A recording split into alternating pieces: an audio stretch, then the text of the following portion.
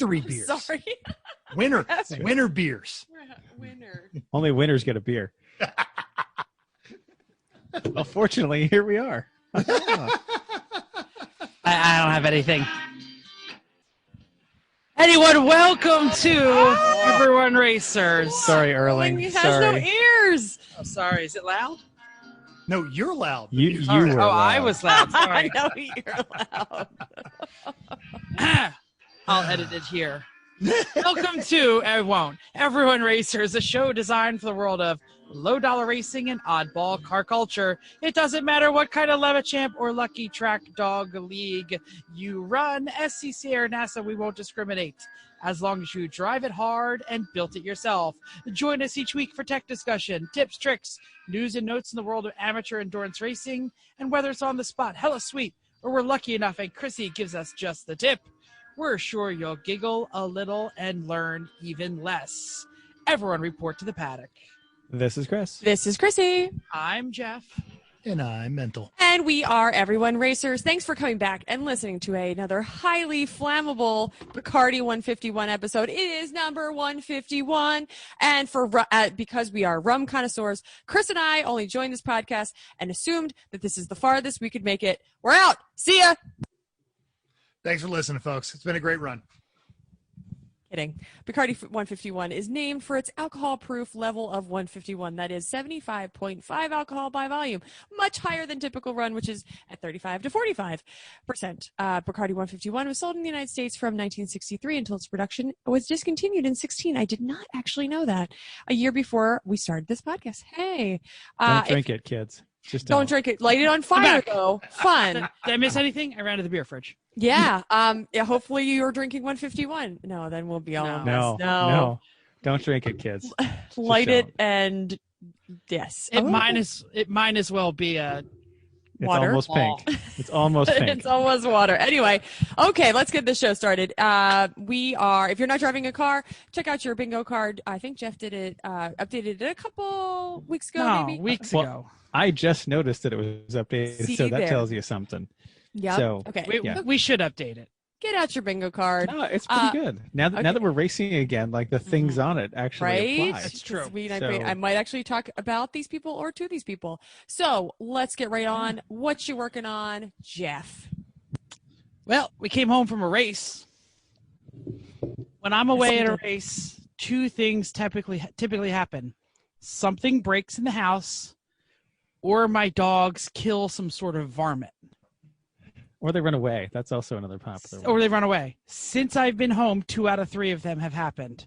Dogs killed a varmint today, had nothing to do with me, and something very odd broke in my house. Last week when we had the hurricane, whatever the heck that was, Isa, my son started saying that the back door was shocking him. And I was like, yeah, it's called static. Let the dogs out. Shut up. So he was putting on a glove and letting the dogs out. And I thought that was really weird. And I'm like, cut it out. It's not that bad. Shut up. So I went over and I touched the door handle. Like kind of do feel like the house is vibrating or something. The tingle means it's working. It tingled a little. Whatever. He's adapting and overcoming. He's like, well, Dad says to harden up, so I'm just going to put this glove on because it hurts. So I said, I really need to look into that after the race because I got a race to do. So I went to the race, So Monday, Monday or Tuesday? I can't remember what day it was. My wife grabbed the door handle and said, wow, that's electricity in that door handle. The unmistakable feeling of electricity. Yes. From static to actual electric. That is not static. That is alternating current. So she called out the electricians.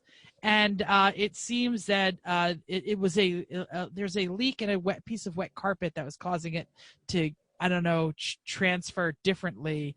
It turns out about a year and a half ago, we had a door installed by a a professional carpenter, and he redid the aluminum flashing, and someone had run a wire under the behind the vinyl siding and under the threshold of the door, and he hit it putting in the aluminum siding around the door. With a nail. A nail. Yeah. Yep. Why don't Here's you a just tip. fill in the parts that we did that Jeff didn't say. Here's a safety tip.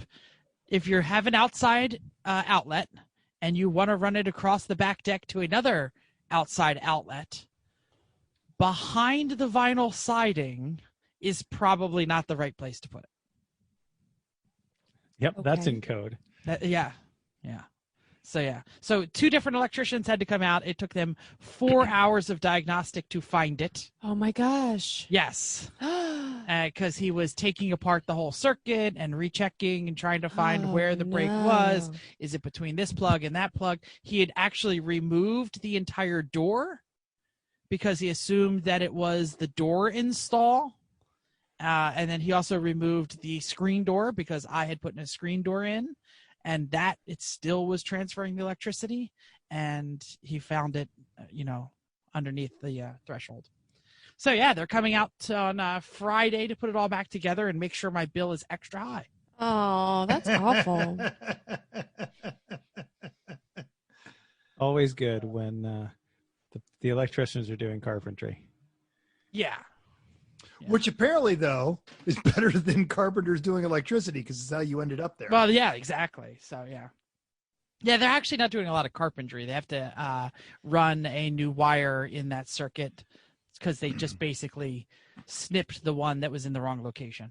So for those keeping track, since we've started this podcast, that is the 3rd time Jeff's house has tried to kill him with electricity.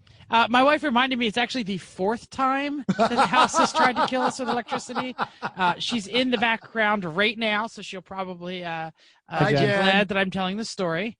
So there was the time that the nail hit the wire, the one we just mentioned. Mm-hmm. There was She's the telling outside you. light that melted. What was the 3rd one? There was the. She's still there, so she could tell you. Yes, yes, it'd be nice. What was it? Jen, we should mention, is one of the future co-hosts of the Everyone Not Racers podcast, which is going to be when my wife and his wife get together and complain about all of us. Oh, dining room light. We had a dining room light that would blink, and it melted a junction box upstairs in the attic. That and would then, because you talk about your neighbors called you and said there's sparks on your porch. yeah, no, that was the outdoor light that Okay. melted. This is a different light that melted. And then at one point, condensation was coming out of our heating system, running through the fan in our bedroom and onto our electric blanket junction that I had just given Jen for, I think, her birthday or Christmas. Christmas, because I didn't obviously think it was supposed to be this winter. warm. And it was literally going like zzz, zzz, zzz, while she was trying to sleep, and she was like, "This isn't right." She's convinced that one was when I was trying to collect the insurance money. Oh, please! If anyone's dying in that house, everyone knows it's you. Yeah, sketchy electrics. Don't do it. Who else has got something to do? Mental. Tell us what you're doing. So I ended up staying one more day because I was not going to be able to. If I had to try to leave on Sunday, I would have had to leave in the middle of the race, and we'll get to why you didn't want to do that as we continue to talk.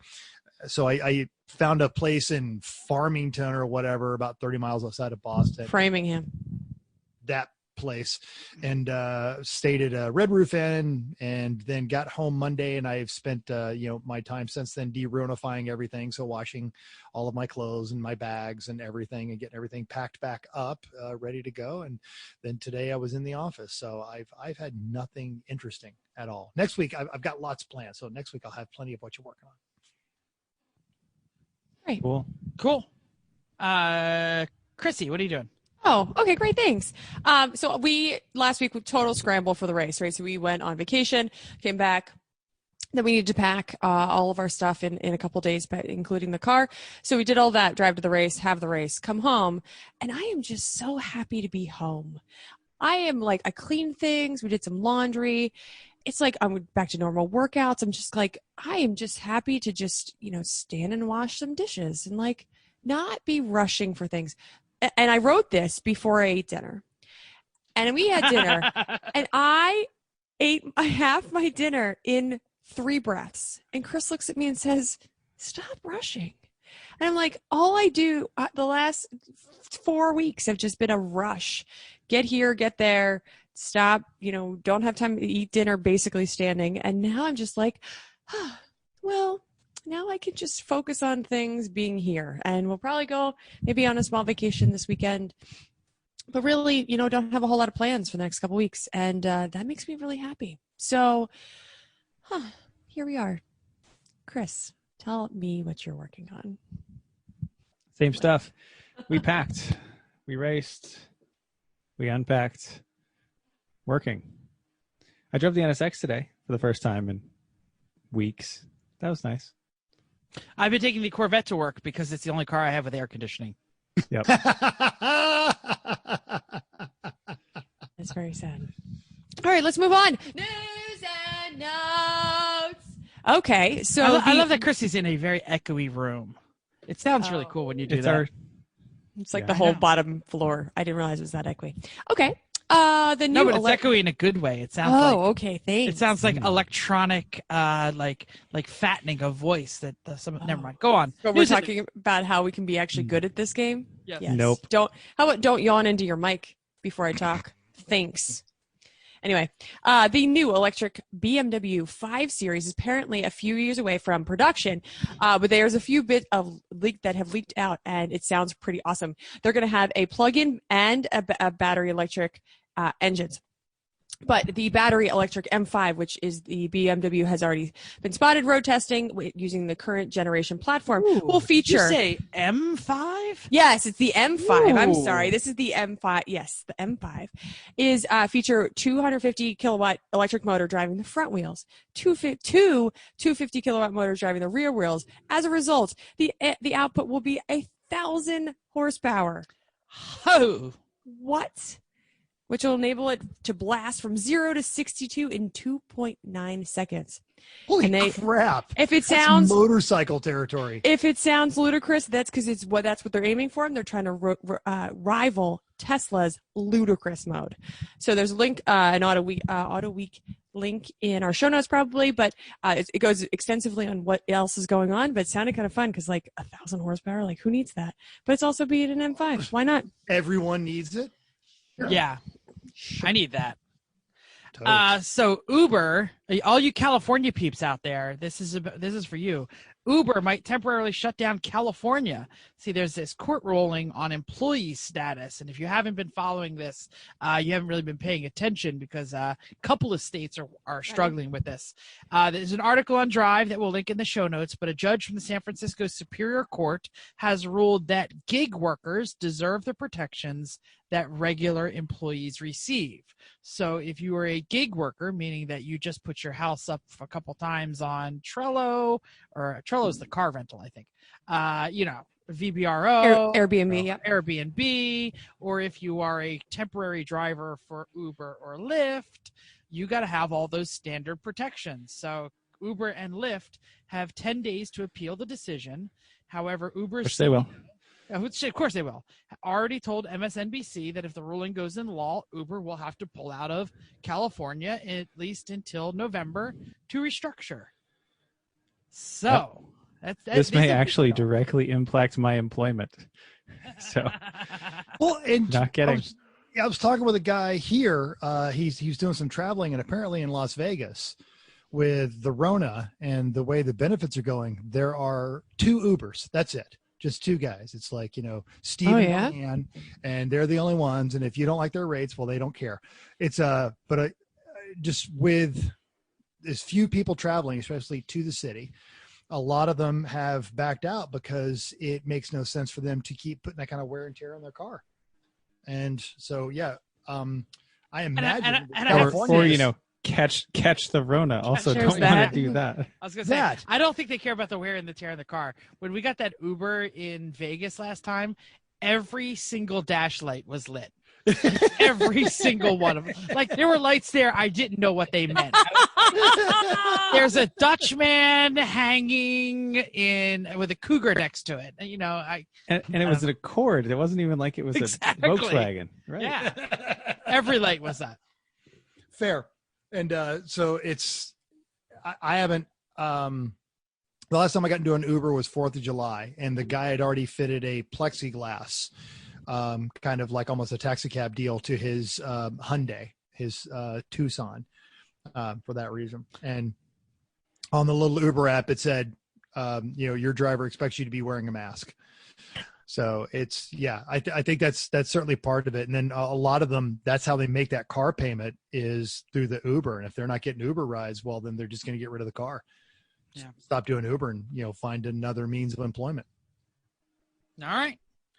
Protect your Ubers or protect your employees. You decide. Upcoming races. Lucky Dog. We've been talking about them for a while now because this is going to be great. We're so sad we can't make it. They are running the Who Let the Dogs Out of Charlotte Motor Speedway. We can't find the entrance list, but we know Garage Heroes is going to be there with 2 cars, and we know that Carl's going to be there with the BMW. Oh, yay. Beyond that, I don't really know. Maybe Mental does. Do you know?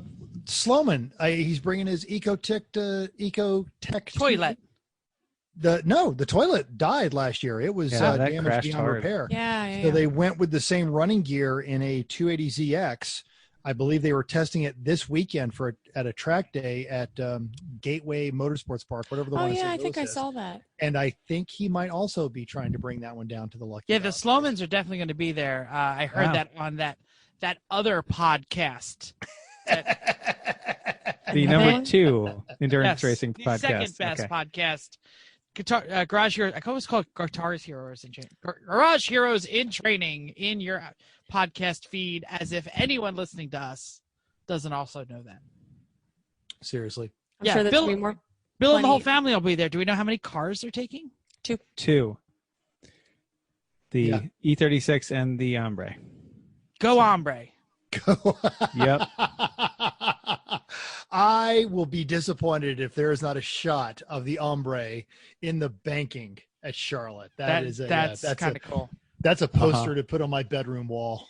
Supposedly there is a new theme for the Ombre. Yes, they wouldn't tell us what it is. Not even close. But having seen how they theme, I have zero doubt that it is going to be awesome. Yep. Superhero related, of course. Mm-hmm. Yeah, but like you remember when they made their own life-size Spider-Man for the Spider Stang and the Hulk head. I mean, they theme hard. They might theme harder than we do, which is kind of crazy. Mm. Yeah. They'll get bored of it eventually, or Right? tired of it. Our theme is pretty good. We got a Godzilla head and a Godzilla horn, and I mean, Cheaties is tight. Remember we rethemed every single race? Yeah, I hated that. For like 10 races. That was great. It was a little much. It wasn't. Exactly. If you notice once race results. Go ahead, Matt. So you can finish your son. I was going to say, a lot of the front runner teams, they just get tired of doing that. We're just going to run this thing for the whole year. Like the Toyolette, it stayed the Toyolette for a while. The Cheaties car. The FRS's ugly uncle. All of your pointy-end cars are like, it's so much. It's because they're building all those extra wings and stuff. It takes a lot. It's harder to be. We know for a fact that the head, whether it be Godzilla or Giraffe, slows us down. Oh yeah. We've tested both ways. It slows us down aerodynamically, but I think it helps us in traffic. And people say when it comes up next to them, they can see it.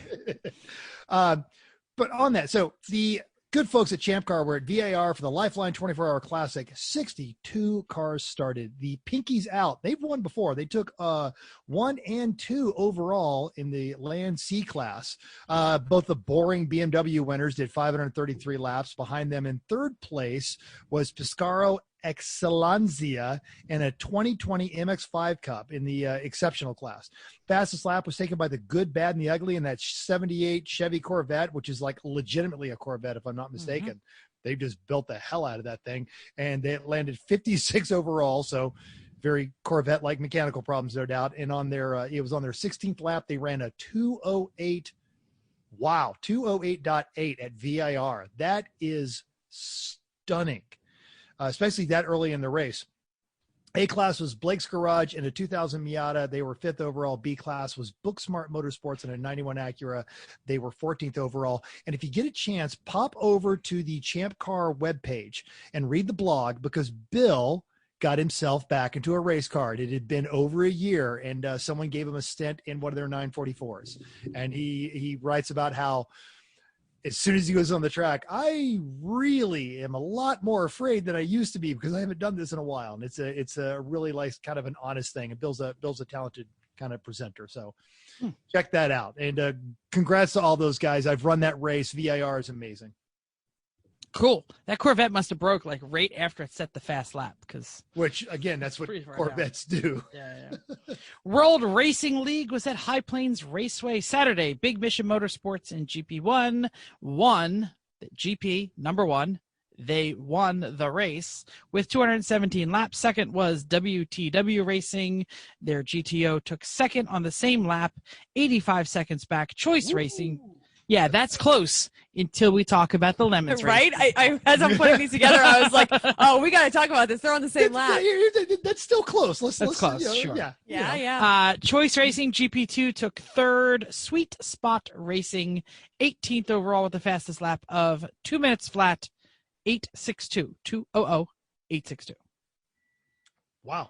Also fast. Sunday, WTW had the fastest lap and won. Big Mission in second and Montgomery Motorsports in third. Todd Carver and Rocksteady Racing Miata took ninth on Saturday and 10th on Sunday.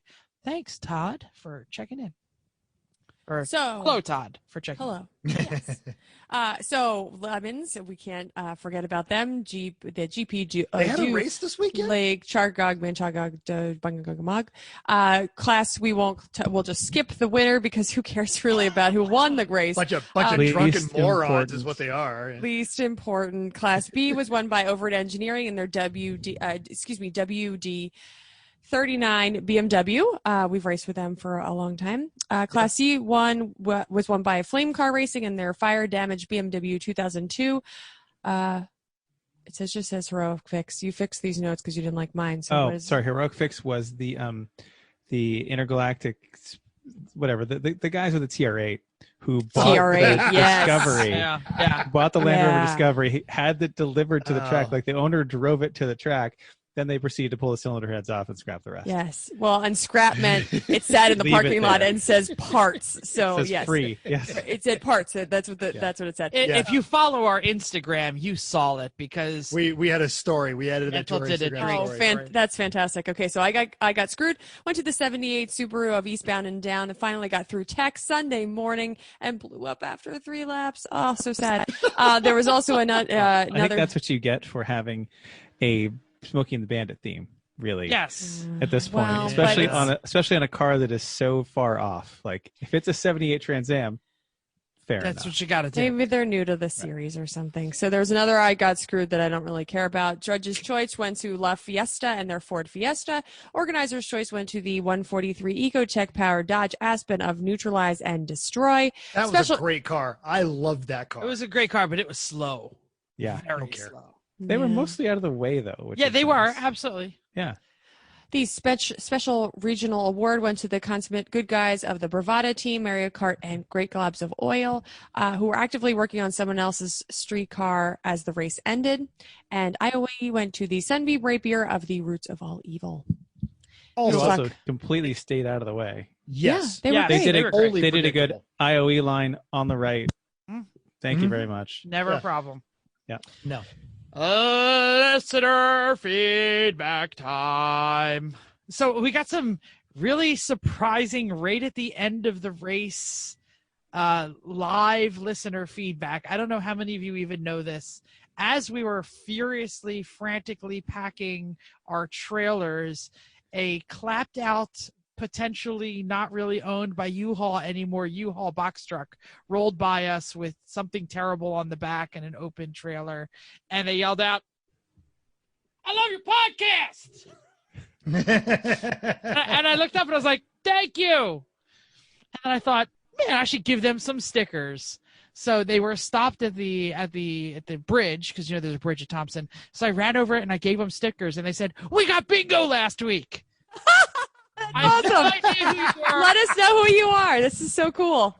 Tell us who you were. We have no idea who you were. I don't remember. I was still in shock and dazed from the end of the race. I'll just say that. And, That's awesome. So we may have a new listener, but he's certainly a new follower on Instagram. My friend Chuck Squigliteria, who I inadvertently bought the VFR from. Our picture of Godzilla on Instagram wrote, "All race cars should have a mask-wearing dragon head on a pole." And I corrected him that it was a fully functional Godzilla. And then, while it roars, they won't let us make it breathe fire. To which he replied, "Well, that's stupid. Ferrari spit fire all the time and no one blinks." Okay, maybe catch fire is more accurate, but still. Thanks, Chuck. I saw that very large. What was the very large? Is it the Dodge Aspen? What was the? That was the gray one. Was the Dodge? Yeah, that was definitely throwing some fire this weekend. I saw it. When the Civic had a turbo, it used to spit some fire out the exhaust. Yes. Not anymore. Oh, more on that. We should mention that we got so much interaction on our social media. So many people saying congratulations to us. Are we done bearing the lead? Can we say what they were congratulating us for? No. Go for it. Okay, I'm going to do it. Thank you. In case you haven't heard, the 4 people on this podcast won the GP Dulac Chargagagog. Woo! Get it out of your system. Bye. Yep. Yay! Is it a celebratory trombone? We did it! You know, it sounds exactly the same as the that trombone. I'm like, that's not very. Oh, we got Sounds like only plays 3 notes. Sounds like a fart through a kazoo. I don't. Well. But you got to do the three notes on the sad trombone are down. The happy trombone is going to be up. Like that's right. We don't need a trombone. You just do it. I'll clean it with alcohol and I'll send it to your house, and you can be the. No, owner you're of the doing a great trombone. job. You're doing a great job. We need a video that we can just default to of Eric, like playing like 4 different little segments of happy trombone, sad trombone, and Imperial Death March. Well, we're bearing the lead again. All right, so many people thanked us. So many people congratulated us. So many people had such good things to say that we can't call you all out. But thank you all for coming to our social media and giving us some virtual love if you weren't there, or real love, because we got a lot of real love at the track. I think many people were happy to see us win. It was humbling. A great big aw shucks from us. Yeah, really. Thanks, guys. Yeah, it was really happy. I'm really proud to. Okay, hold on. Let's not go here. We have so much more. This is listener feedback, Go. right? Go. Like this We've is got the a whole lot to show unpack. today. Okay, Listener So feedback. Go. Done. Hold on for a little while. Racer reaction. Thank you. Let's keep going.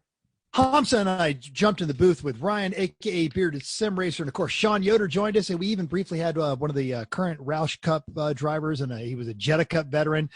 They ran 2 rally crosses at Phoenix's and then 2 at Sonoma, and a variety of completely ill-prepared cars. Skip Barbers, the Formula Renaults, 87s. It was awesome. If you're not into iRacing, you should at least join the Mixer channel with Bearded Sim Racer, or pop onto YouTube, pop onto Facebook, and check out the Bearded Sim Racer hosted I Suck at Racing events. This Sunday is going to be the Lime Rock Funduro, which is just always fun, because once we're all talking about the same race after a couple of hours, you're going to learn something about obscure 80s TV shows, human machine interaction. Hamza had some entire lecture on when he was comparing his wife and your wife, I was in tears, laughing. The reason hard. I text my wife and say I'm on my way home is because I love her. The reason he texts is because he doesn't want to get shot. And I love that he had this wonderful view of humanity from a man who actually has what he calls the kitchen gun, which is to be delineated from. Anyway, and Hamza is always a joy. And the thing is Hamza's like Phil without the genitalia obsession. You're going to learn something listening to Hamza when he's on that show. It was just we had a great time. Yeah. If you have not heard this, go to the Lemons YouTube channel and watch it. It's hilarious. Even if you don't care about the racing, just listen. No, I mean, none of the announcers really care that much about the racing. So, no, we listened to that too on our ride home, which was nice. We put that on YouTube through the CarPlay on the stereo in the RV, and Made the ride go much quicker. It made the ride go quicker. Yeah, it was nice. Absolutely. We had an E1R race, right? We sure did. It was our regular Monday fun day. We a lot of us were pretty exhausted, and Uncle Dave killed his video card, so he wasn't there. But hey, Nate Shavine joined us and promptly ran away with the race, of course, even though Lamina was there to crash into him, and Alex Levinson was there for people to hit the pink and black Jetta, among others. So I have to say, the 87s on Lime Rock worked much better than I expected. It was a great use of modulating the gas. Chrissy, if you were in there, you would have loved it because it was all about the difference between like 20%, 40%, 60%. That's how you're supposed to drive the Civic. 60. 100. Yep. 60, 40. Yeah. Awesome. Yeah. You know who always modulates the gas? Chrissy's mom. Chrissy's whole family. Hi, Chrissy's mom. Hi, Chrissy's sister. Hi, all of those who are going to now listen and hear what in the hell Chrissy does on these weekends when she's out. They know, but they don't know. There's so many people that don't know the story. Okay, Mental. Start this off. It's all right. In our show notes, that's right, folks, we type up notes. You can't tell this, but we're actually highly organized. What I always do after we get done is I do a save as and then manipulate the notes, and we just add them throughout the week as we think of things. Or so that's the plan. Normally we end up furiously typing Wednesday 15 minutes before the show goes. I typed these two words for the subject: Thompson Domination. And as it turns out, I was right. We're going to get into this, and I say this to my co-hosts, not to those who have downloaded this episode, because you already know how long this episode is going to be. We're going to go long. That's just how it is. Suck it up. But we're going to tell the story that you all want to know. Truth. Like, because people are asking about how this went down. Yeah. You've seen video, but you want to see how this all went down. And that's Chrissy saying that. Not Mental saying this is a great story. Chrissy saying this is a great story because it's a great story. Some of these people were watching this on Race Monitor going, and then no, and then holy crap. And then within 5 minutes, hey man, I'm really sorry. You guys did. Oh my God, what happened? Right? Okay. Let's get this on. Go ahead. This is about to be a very us, as in the four of us centric podcast. And before we get there, I want to talk about the Cressida. Now, we've talked about the Cressida before. You guys even put a great social media post of a picture of Godzilla, and they said the most successful, I think. Successful 3 p.m. car is right behind that in the garage. And we're talking about the Cressida. A mere 170 horses when it was new, and that's a junkyard motor in that car, if I'm not mistaken. They went through and did it, but it's not bored and stroked or anything. So it's, what are we guessing? 160 maybe? Who knows? It's never been to a dyno. It's never been tested. No, so 170 horsepower when the Cressida was new. A stock fuel tank. So Uncle Dave, Wartburger thief Aaron, Jim the Good Wakeman, thanks, dishwashing fairy Steve took that Cheaties car to 3rd place overall. Not only did they finish on the lead lap, but they were less than a minute and 40 seconds from first. What has officially, we got an email yesterday, officially been called the closest race in the history of the Lemons series. Now, bingo. I actually really? I didn't even pull out a card. Not kidding. Today. Wow. What do you got? We can't see it. If you put Mental tells a story that goes nowhere, I'm taking it off. No. I got this one. That last one I needed was Mental get something correct. That was this. But I also had talk about winning, the free space in the middle, Las Vegas, and general Wakeman problems, which I think would classify as of Jeff telling the various ways his house tries to electrocute him. True, yeah, house trying to electrocute your the son. Half an hour that it's Wakeman before problem. the show started. That should count. That too, yeah.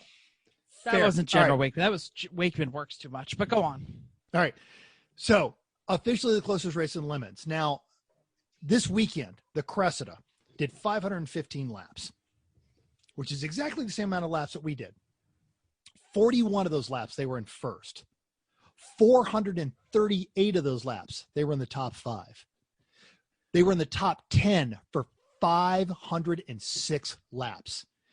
And of those mere 6 laps that they were not in the top 10, I'm sorry, 9 laps that they were not in the top 10, they were 11th.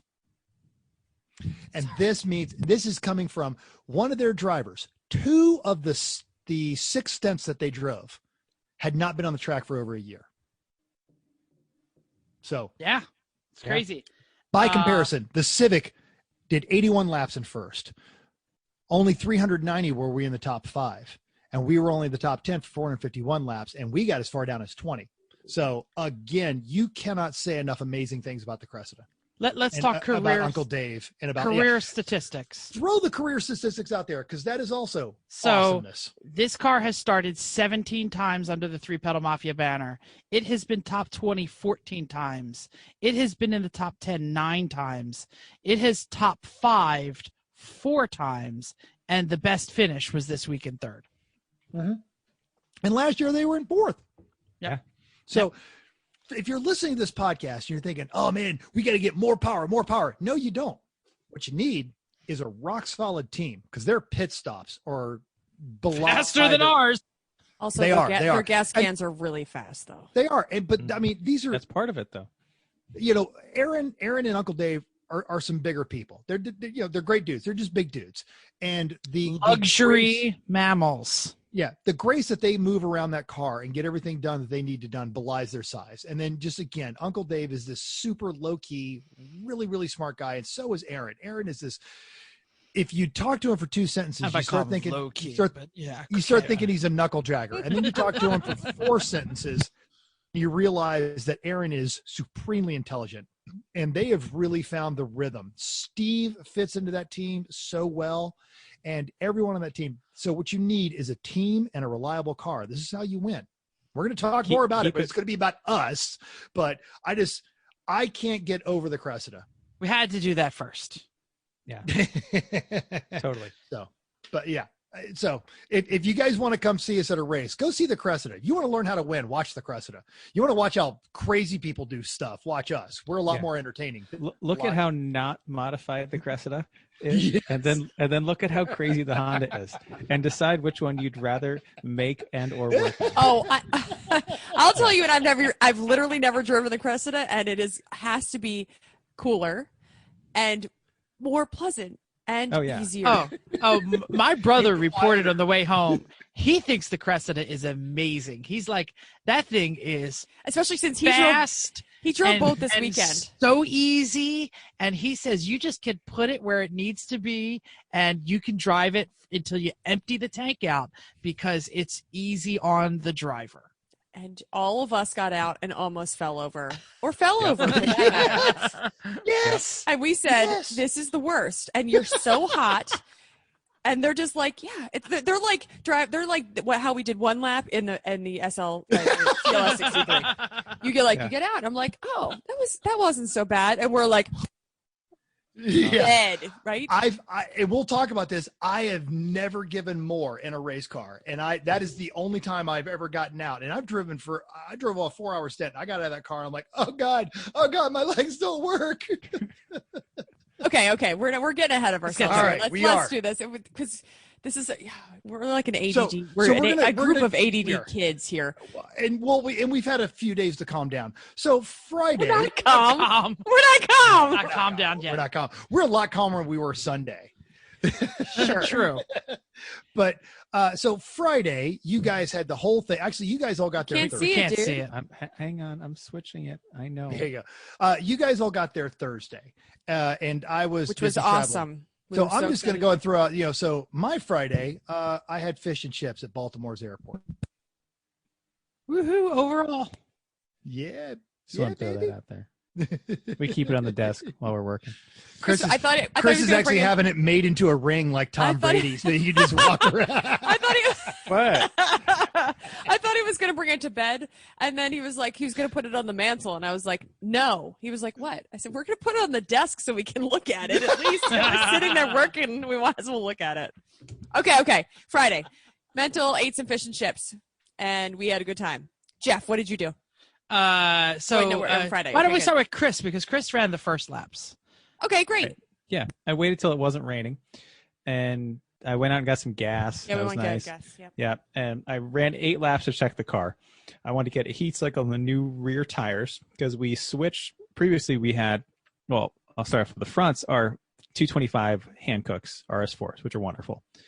The rears, we have a reverse stagger. We used to run RE71s on 205 with, and that worked, but they were wearing out super fast. Like we were getting like a race and a half out of them. It wasn't working out well. So we decided to try Hancooks in the back. They make the 195 Hancooks are about the same as everyone else's 205.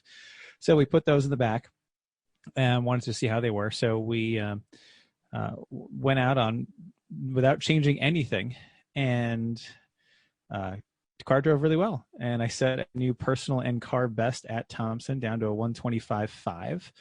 Proved That everything worked. So gross. I'm sorry. That's fast. It's fast. Okay. So if I had more than 8 laps, I probably could have gotten a 124 something. But I said no, that's good enough. And I came in and we did the tire temps and took a pound out of the rear tires and moved the sway bar 1 notch and said that's good. We're good. All right, you guys drive it. So balance was perfect. I really like the way the car handles now better than it did before. Like it's neutral. It will oversteer sometimes, but it's easy to catch. Mm-hmm. I had a couple of oversteer incidents, and that was new for me. Yeah. Yeah, because the balance. I caught it. But yeah. Right. Did we That's change it. the You bar before or after I tested? Before. Okay.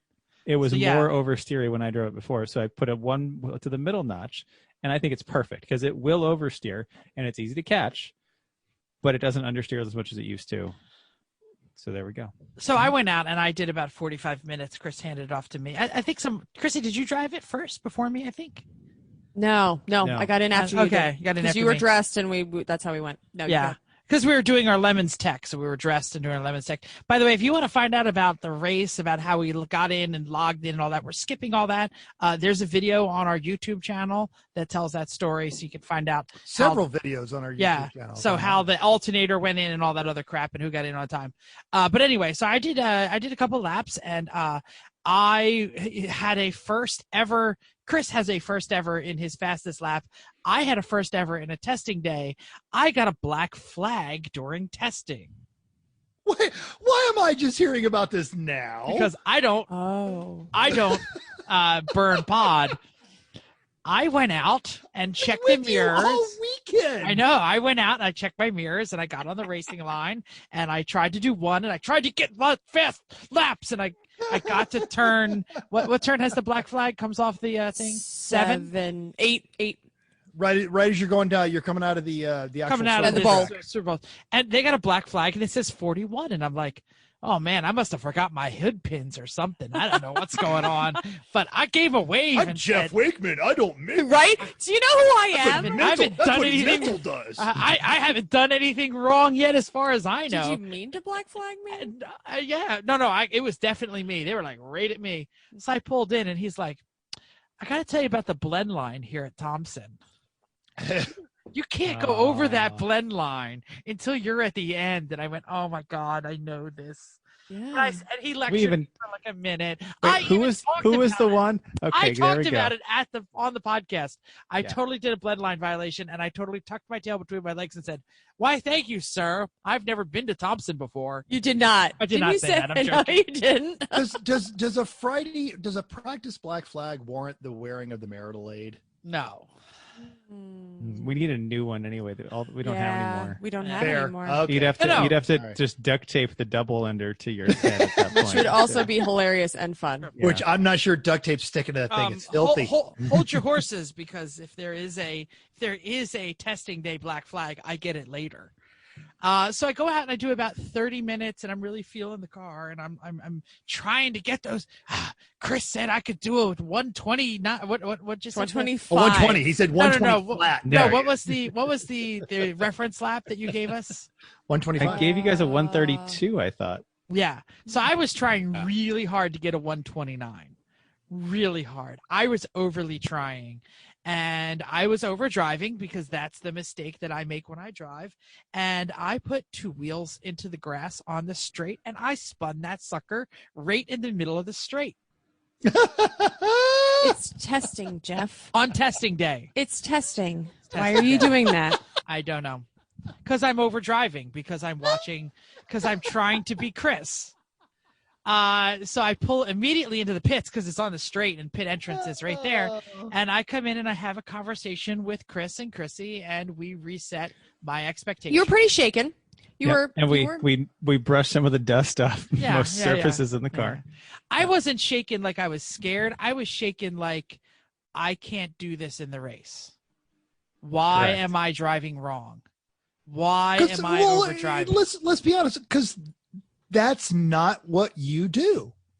But we identified it. Like it was a good download, right? We came in, we talked, and that was what was great about. I don't want to hijack your story, but and mine as well. We came in, we talked about it, we looked at things, we talked about data too later, but we had a good discussion of I'm doing this. Why is that happening? We figured it out. We figured out exactly what you did, and you were like, "Oh, I got it," and then fixed it. Yes. So, got it. I'm an idiot.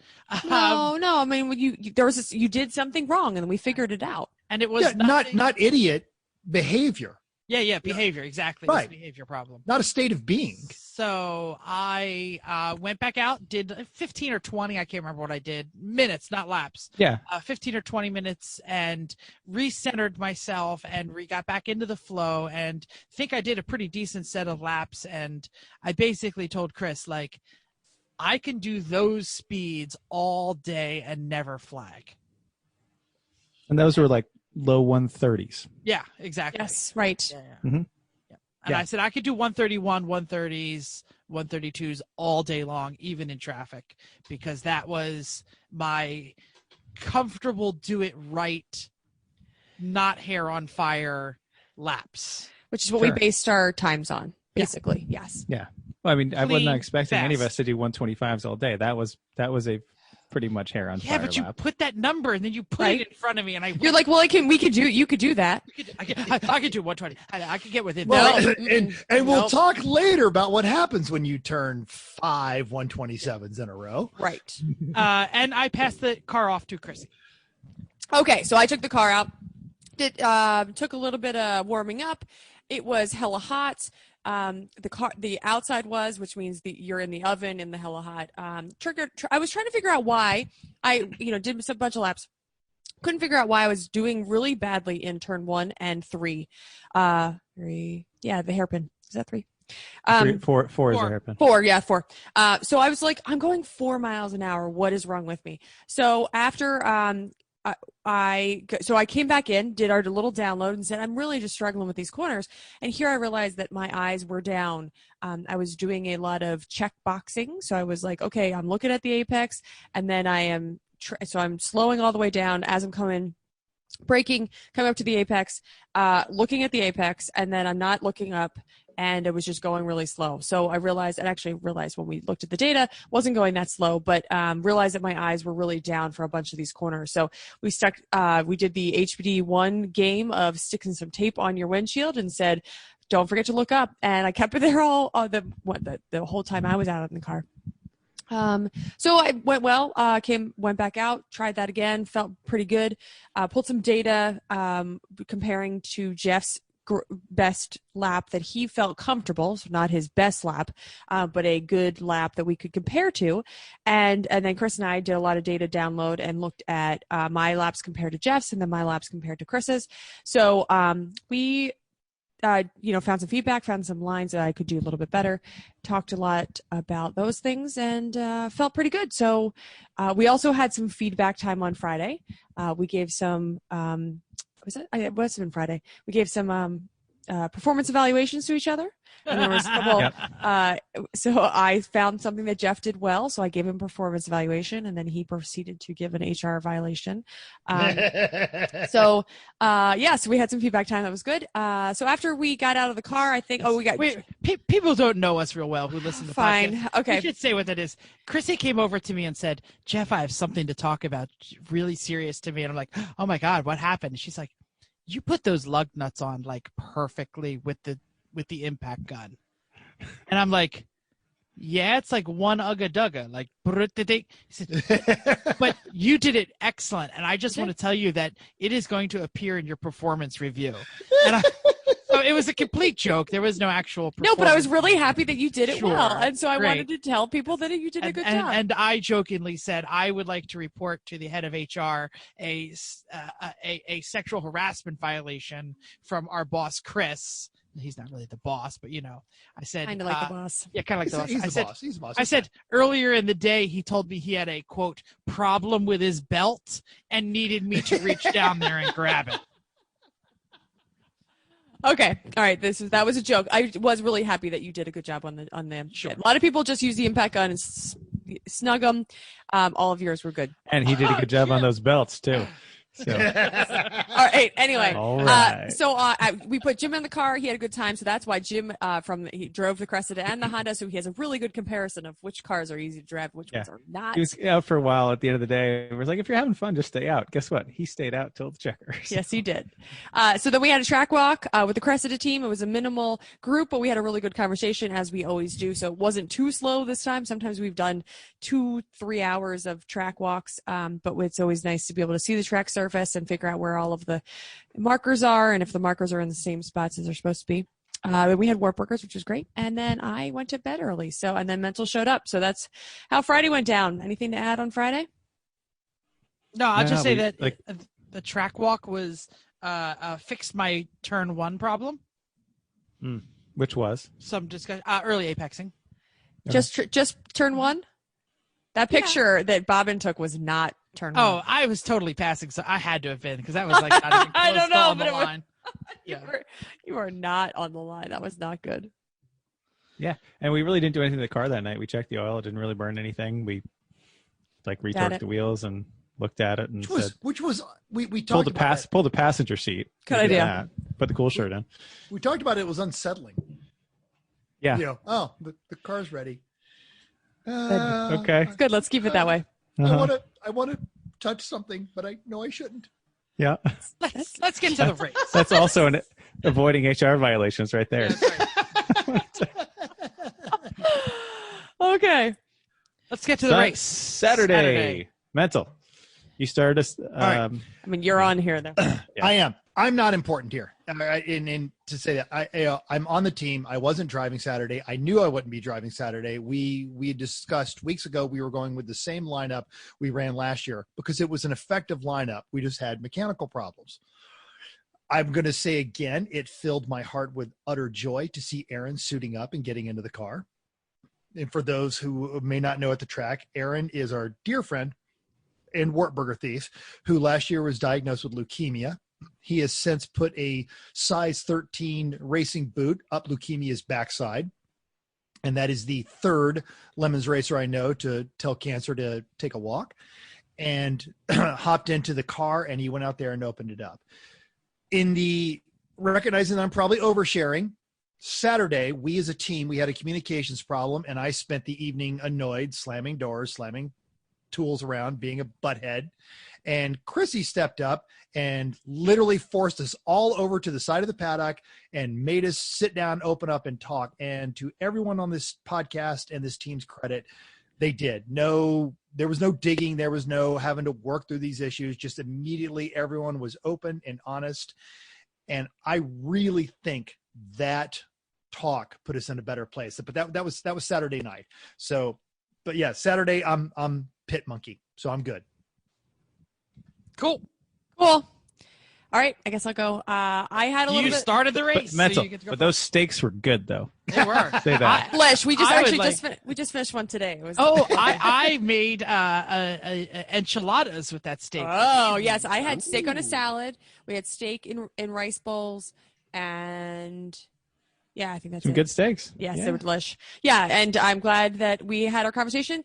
So now this is like how the sausage is made. Occasionally teammates have problems and we figure it out and talk it through and, it's all good. Okay, so that was Saturday late, though. This is, let's go back to Saturday morning, right? Okay, so Saturday morning, I had a little bit of pre-race jitters. I hate sitting around. It's like I said it was impending doom. Like it was, and then Chris was like, "It's not doom," and I'm like, "But I sit here and look at my watch, and I'm like, it's only been 30 seconds. Like, I'm just like, let's get this race on, right? And we also took pole. So I was in the front of the race. Yes, go ahead. if you haven't seen those videos, check out our YouTube. Right? Our YouTube. They are awesome. Our videos of polls. So Wait. I can link to other YouTube things. Right here. Wait, here. Somewhere around here. Click that link and you'll see the video. Awesome. Okay, great. But you can't link to our channel. It doesn't let us. Yeah, you can. All right. We're going to find out. That's Okay, we're going to find out. Or if not, if nothing shows up right now, then go look and watch it. I didn't do it. Our poll videos. So I don't know how to lead. I've never led a race, so I don't know how to do a lead lap. So I didn't realize that you were supposed to go slow. So I was driving around and I'm like, okay, I'm ready to race. I'm ready to race. And then I got some yelled at by the flag stations because they're just like, slow down. And I was like, I didn't realize everybody had a bunch up. So now I know. Now, if you're going to ever lead the race, that's what you're supposed to do. You probably didn't know either. You can't help it that you're naturally fast. No, it's not naturally fast. It's just that I'm like ready to race, and I thought you were supposed to just drive. Like I'm safe. I'm doing double yellow speed. I'm not going 10, which is what they wanted, and nobody told me. So anyway, okay. So the race starts. That's great. It took me a little bit to get warmed up. I try to keep my nose out of places, so some of those lower dropping down positions were made all good. I had a lot of mid shift. I had a lot of laps by myself. I don't like laps by myself. And this is something I forgot to mention on Friday, is that when you're racing by yourself, you're like, I'm not a hot lap person. I'm not a person that can just race and do the best you can and go as fast as you can and do it well. So I think when I had people to race, I picked it up. I go faster. I try to stay with other groups of traffic. So there's a couple slow laps in the middle, but I did pick it up. I perfected some corners. So I've been struggling with the bowl, or the what is it? That's seven, I think corner seven, through the NASCAR track. And I really couldn't get it. I couldn't get the line. We had this great line. We already talked about it. We looked at it while we did our track walk. Couldn't really get it. And finally, mid-race, I really picked it up. So I was really excited about that. I hadn't heard from anybody in a while, so I figured that's pretty typical unless they don't really need to tell me if I'm going fast enough. I have an iPad. The iPad was working the whole time, so I know my lap times, but unless somebody's going to talk to me about either not going fast enough or I started rocking out a few of them, that's when I started hearing from people. I figured that would happen, so whatever. I was prepared to stay out till 12:30. Then I had some fuel starve. So this has Jeff and I concerned because this is how we lost New Hampshire, or at least one thing to contribute to how losing to New Hampshire is that Jeff ran out of gas. Yes, I did. Yes, he did. And Chris was like, I don't want to do a fuel pump this week. So really, that's how he sounds. It's exactly how he's. Mode. Like, we should mention that we had a very prescribed and planned fuel window, and it was between 3:10 and 3:30. Yours, yes. Three hours. Minutes. Oh, I'm sorry, 3 hours. 3 hours yes. and 10 minutes, or 3 hours and 30 minutes. Yeah, which we have been able to successfully do in the past. Like every race. Totally. Yeah, and sometimes I didn't have many yellows in my stint at all. I had a double yellow around 11, couple locals before then, but I was happy to have a little bit of a break. But we didn't have a whole lot of yellow to help with the fuel and make us, if we had a whole lot of double yellow in the beginning, we would have been able to assume that we had more fuel than we did. Yes, Mental. And I remember when that double yellow came out, it was like, oh, thank God. It was. I just wanted to, you want a second to stretch your fingers, I know that some of these laps aren't as fast as you wanted them. So then I'm like, I just need a second, right. And that was, you had 2 hours where you were throwing down at that. Yeah. Speed. And so it's just really one of those things where you just need a second to just, stretch your fingers and rest a little. And especially since we've talked about how hot and how I was going to say my cool shirt was working for a while. I think I was the only one that had one of those. But it wasn't working until we had to sit in pit lane, and I was like, this still isn't working. And then you guys figured it out, but still had problems with that. So, and that is a flash forward to everything else that would happen over the weekend. All right. So this is the boring part of the race. I'm sorry. So, it's not boring. I don't know if you've done some of the math on this. Keep telling your story. I'm sorry. All right, so I kept driving, knowing that I fuel starve. I didn't know how to drive while having a fuel starve. We hadn't really talked about that, so I was kind of babying it. But apparently, I could have been driving harder at some points. have to throttle on straights. We didn't really talk about it until after I got out of the car. Potential show topic for the Sure. future How is to the various levels of pushing, like how to deal with it with like strategy. Great. Because Note it. strategy could be don't go as fast. Right. Yes, because we all had to do some fuel starve. I'm out. So I got two things on that. One, because of that discussion that you and Chris had afterwards, that would help me on Sunday when I hit fuel starve. Two, now you're doing your very typical Chrissy humble. Oh, I'm Chrissy. I'm kind of okay. I want to point out now you did start in the lead, but there was a reason you went to the car first, is because we absolutely all four of us knew in our heart you were going to do the right thing. And I made this wise ass crack to Jeff and Chris at lap 34. At lap 34, you were in 20th place, and your lap time was a little bit closer to 2 minutes. By lap 36, 2 minutes is not there's a yellow there. Right. That's not like race pace. No, it's not. It's not at all. Okay. I just want to make sure you're saying this. It's like, no. At lap 36. That's Sunbeam Rapier. Right. Speed. At lap 36, you became on pace. And a couple laps after that, I turned to Chris and Jeff and I said, "Oh, Chrissy just remembered she's a race car driver." Okay. Now, I don't think this is very accurate to life here. It is. No, I'm staring at the spreadsheet. On lap 34, you were in 20th place. When you brought the car in on lap 115, you were in 4th place. That means every 3 laps, you pass somebody. You pass somebody for position. So you're making the story sound. She went out there all kinds of chill until all the idiots broke their cars or did something stupid. And as soon as everybody settled into a rhythm, Chrissy went full Chrissy and became a race car driver. And I remember you said this when you got in the car. You had one goal, and that goal was bring it in top 5, and you brought it in 4th. Yeah. A 2 minute is not a normal lap time. Just making sure that we're talking about this. No. That's what I'm saying. I wanted to point out that's, it was that, but then you literally just turned, like after that, you turned around and went, oh, whatever yellow. I'm sure there was a yellow. I'm sure there was 2 yellows. I don't drive 2 minutes. So I have to say that in the pits, when you called in and you're like, we're getting fuel cut, like this was surprising. You were not supposed to get fuel cut at the time that you were at. Chris and I were looking at each other going, what? Yeah. You had 2 good double yellows. Huh? Like that's there strange. can't be fuel cut. Like this was, it was a quandary. Sure. And I said, I'm going to tell you when I get one. That's how it's going to be. I'm going to tell you. You don't have to say, I'm not saying, I'm coming in, like Jeff says. I'm coming in. Don't come in. I'm coming in. All right. So I just said, I have fuel cut. It's here. I have identified that it is here. I will stay out until you tell me to. But when it gets worse, I'm going to tell you that it's getting worse. And of course, I don't know what bad is, but I don't want to play that game. We could tell that you were getting more nervous on the radio about running out of fuel. And Chris and I were looking at each other like, well, maybe it's something else. Like it can't be fuel cut. Like maybe the fuel pump is like, we were thinking about other reasons other than another fuel pump. Other than out of fuel, because we should not have been out of fuel. Okay, so I made it to 12:25. Yeah, that's when I came in. Yeah, 4th place. I got in the car. We knew that Chrissy. We're trying to get Chrissy to 3:30. We got her to 3:20, whatever. So I know I needed at least 3:10-ish. Would have been great. 3:15 or 3:20-ish would have been even better. And I went out into conservative mode to like, okay, don't black flag. Like let's bring the speed up in a calm manner.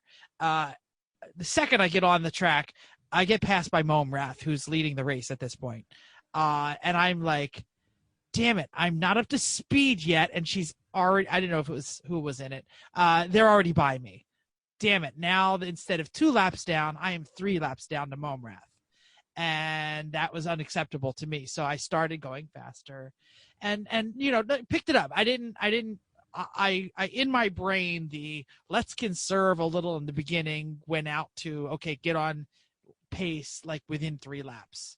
So I kind of kicked it up a little, and I got on pace, and I started moving, and no fireworks. I did what I had to do. I was smooth. I was trying to go as fast as I can without putting my nose where it didn't belong. Last year, I dropped the splitter off of turn 1 and did some damage to it. And I was very sure that I was not going to do that again. And I just worked on perfecting what I had to do. And I did it for 3 hours. About an hour and 40 in, Momrath showed up behind me again in their pink and purple BMW E36. Cheaters! The full M3. Don't let him lie to you. We love her to death, but she's a cheater. And I don't know which driver was in it, but they got behind me, and I said, "Man, I'm only like an hour and 10 in. I got to hold them off."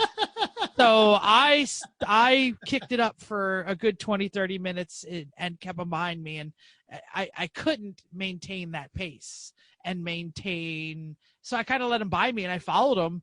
And so it was almost 2 full hours before they got out of my sight. But I now knew in my head I was 4 laps down from what I assumed was the leader. And I don't know if this math was correct or not, because 10 minutes after getting into the car, the iPad stopped working. It overheated. And 10 seconds into the car, my headphones didn't work. So I had no radio communication and I had no lap times. So I was really you need some better earbuds. You keep having earbud problems. It was totally the earbuds. I took them out afterwards, and they weren't my normal my normal helmet earbuds, and they were a problem. But anyway, yep. So I had no communication. But then late in your shift, though, Momrath came in for a pit stop. Exactly. This is what I was getting to. So okay. Later, I know that I'm 4 down, but I got to do the pace. Everything's going good. That felt like a good lap. That felt like a good lap. That felt like a good lap. I'm not trying to shoot for 129 anymore, and I have no idea what my numbers are. I later found out that my numbers were like 31, 30, 32, in the low 30s again, exactly where I needed to be.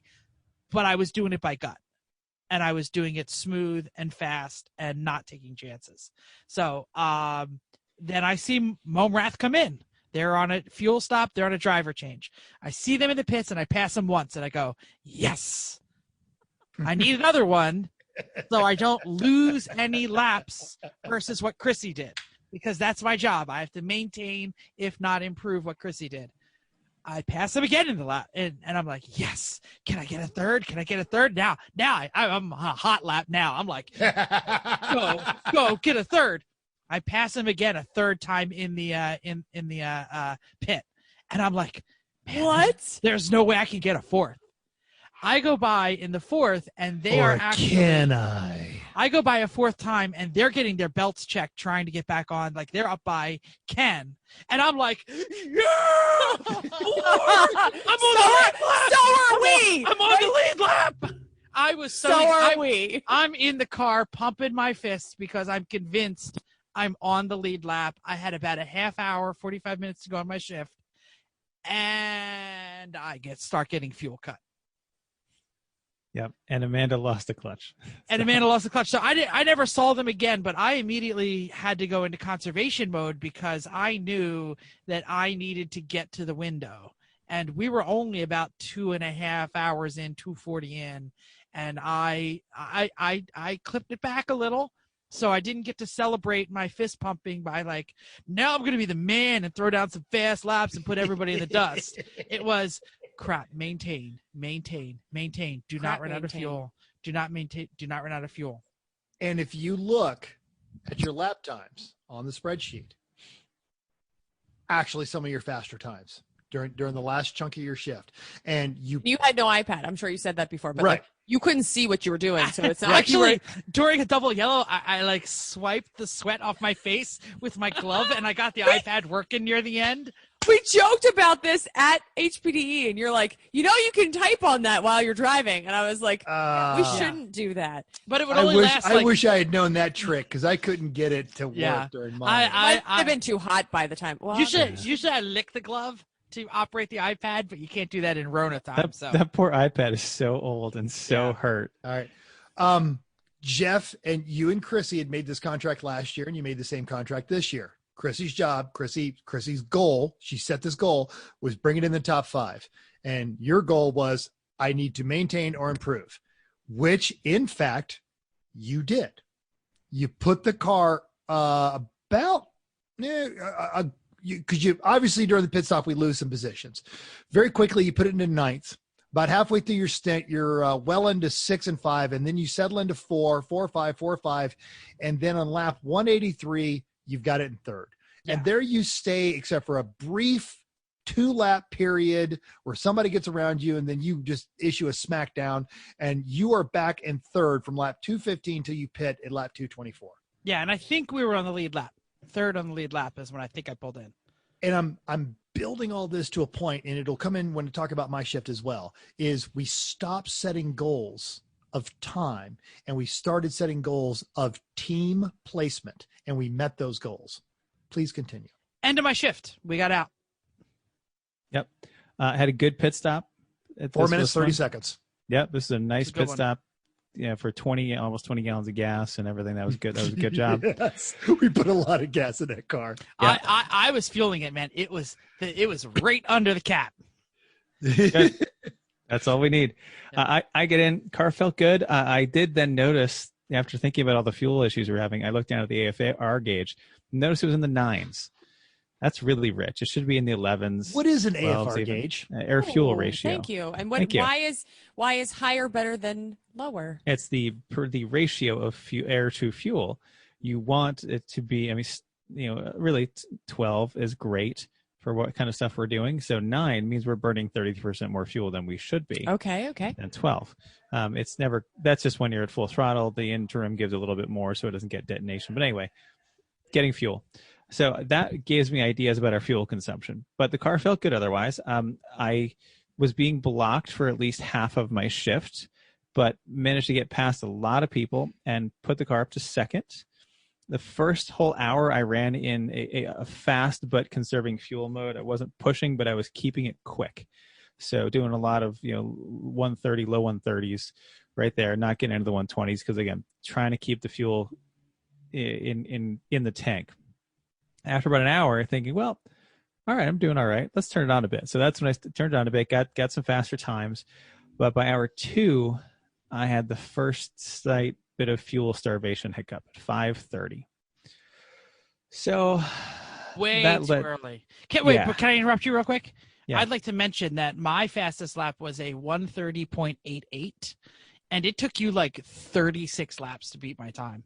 That's like the longest I've held the lap record while you were in the driving. He wasn't trying. I told you I was in fuel conservation Yes, mode. he was. Oh. Shut up! Don't say that. It was the best I could do, Jeff. That was it. Thanks. Yep, good. So being blocked, it was a little tough. Trying to figure out ways around that, and but we'll talk more about that for a Sunday shift because that's when it really came into play. So eventually, though, I had to change my driving style significantly and keep backing off more. It was in 2nd. It was behind the Cressida in 2nd. Cressida didn't start the day. The Cressida was leading briefly, I think. It was, and then eventually. We were in 3rd, I think. Yep. So eventually the Civic was down to 3rd because the Audi was in the lead, and then the Cressida, and then the Civic, and I was on pace to catch back up. I was up to 2nd behind the Audi, ahead of the Cressida, but then because of my fuel issues, I was driving in 5th and 6th gear only, like quarter to half throttle max, lifting That's in every killer, isn't it? Lifting at like the start finish line, because in our car, when you're completely off the gas, it shuts the injectors off. So I was doing that a lot to try to save gas. That was lap 295 until 317. You were in 2nd. Yeah. So I lifted way off. And who was in first? Do you know at that point? The Audi. The Audi. Okay. The Audi was. And I was nursing on the track, trying to keep it on the lead lap. And if I had known this was the last lap, I would have pushed a little harder, because the Audi passed me in turn 10 right before the checker. Because I'm starving, I couldn't really do much, but I could have picked it up a little bit before then. But that put us 1 lap down at the end of the day in 3rd place. Yes, Chrissy. We talked a little bit about blocking, but we had to go into a mindset change during this shift. Yes. Yes. So Chris was getting very frustrated by a certain car that was blocking him. And so I'll just describe what they were doing. This happened to me and to Mental and to me again later. Sure. Thank you. This car is a teammate of another car that was doing well. It was a fast car. Its fastest lap was actually slightly faster than the Honda's. It has more power than us. It has enormous tires, and it was being driven pretty well. They would stay just enough ahead of us that anytime they'd pull alongside a slower car, they'd kind of park it there. Mm-hmm. Just until follow the slow car.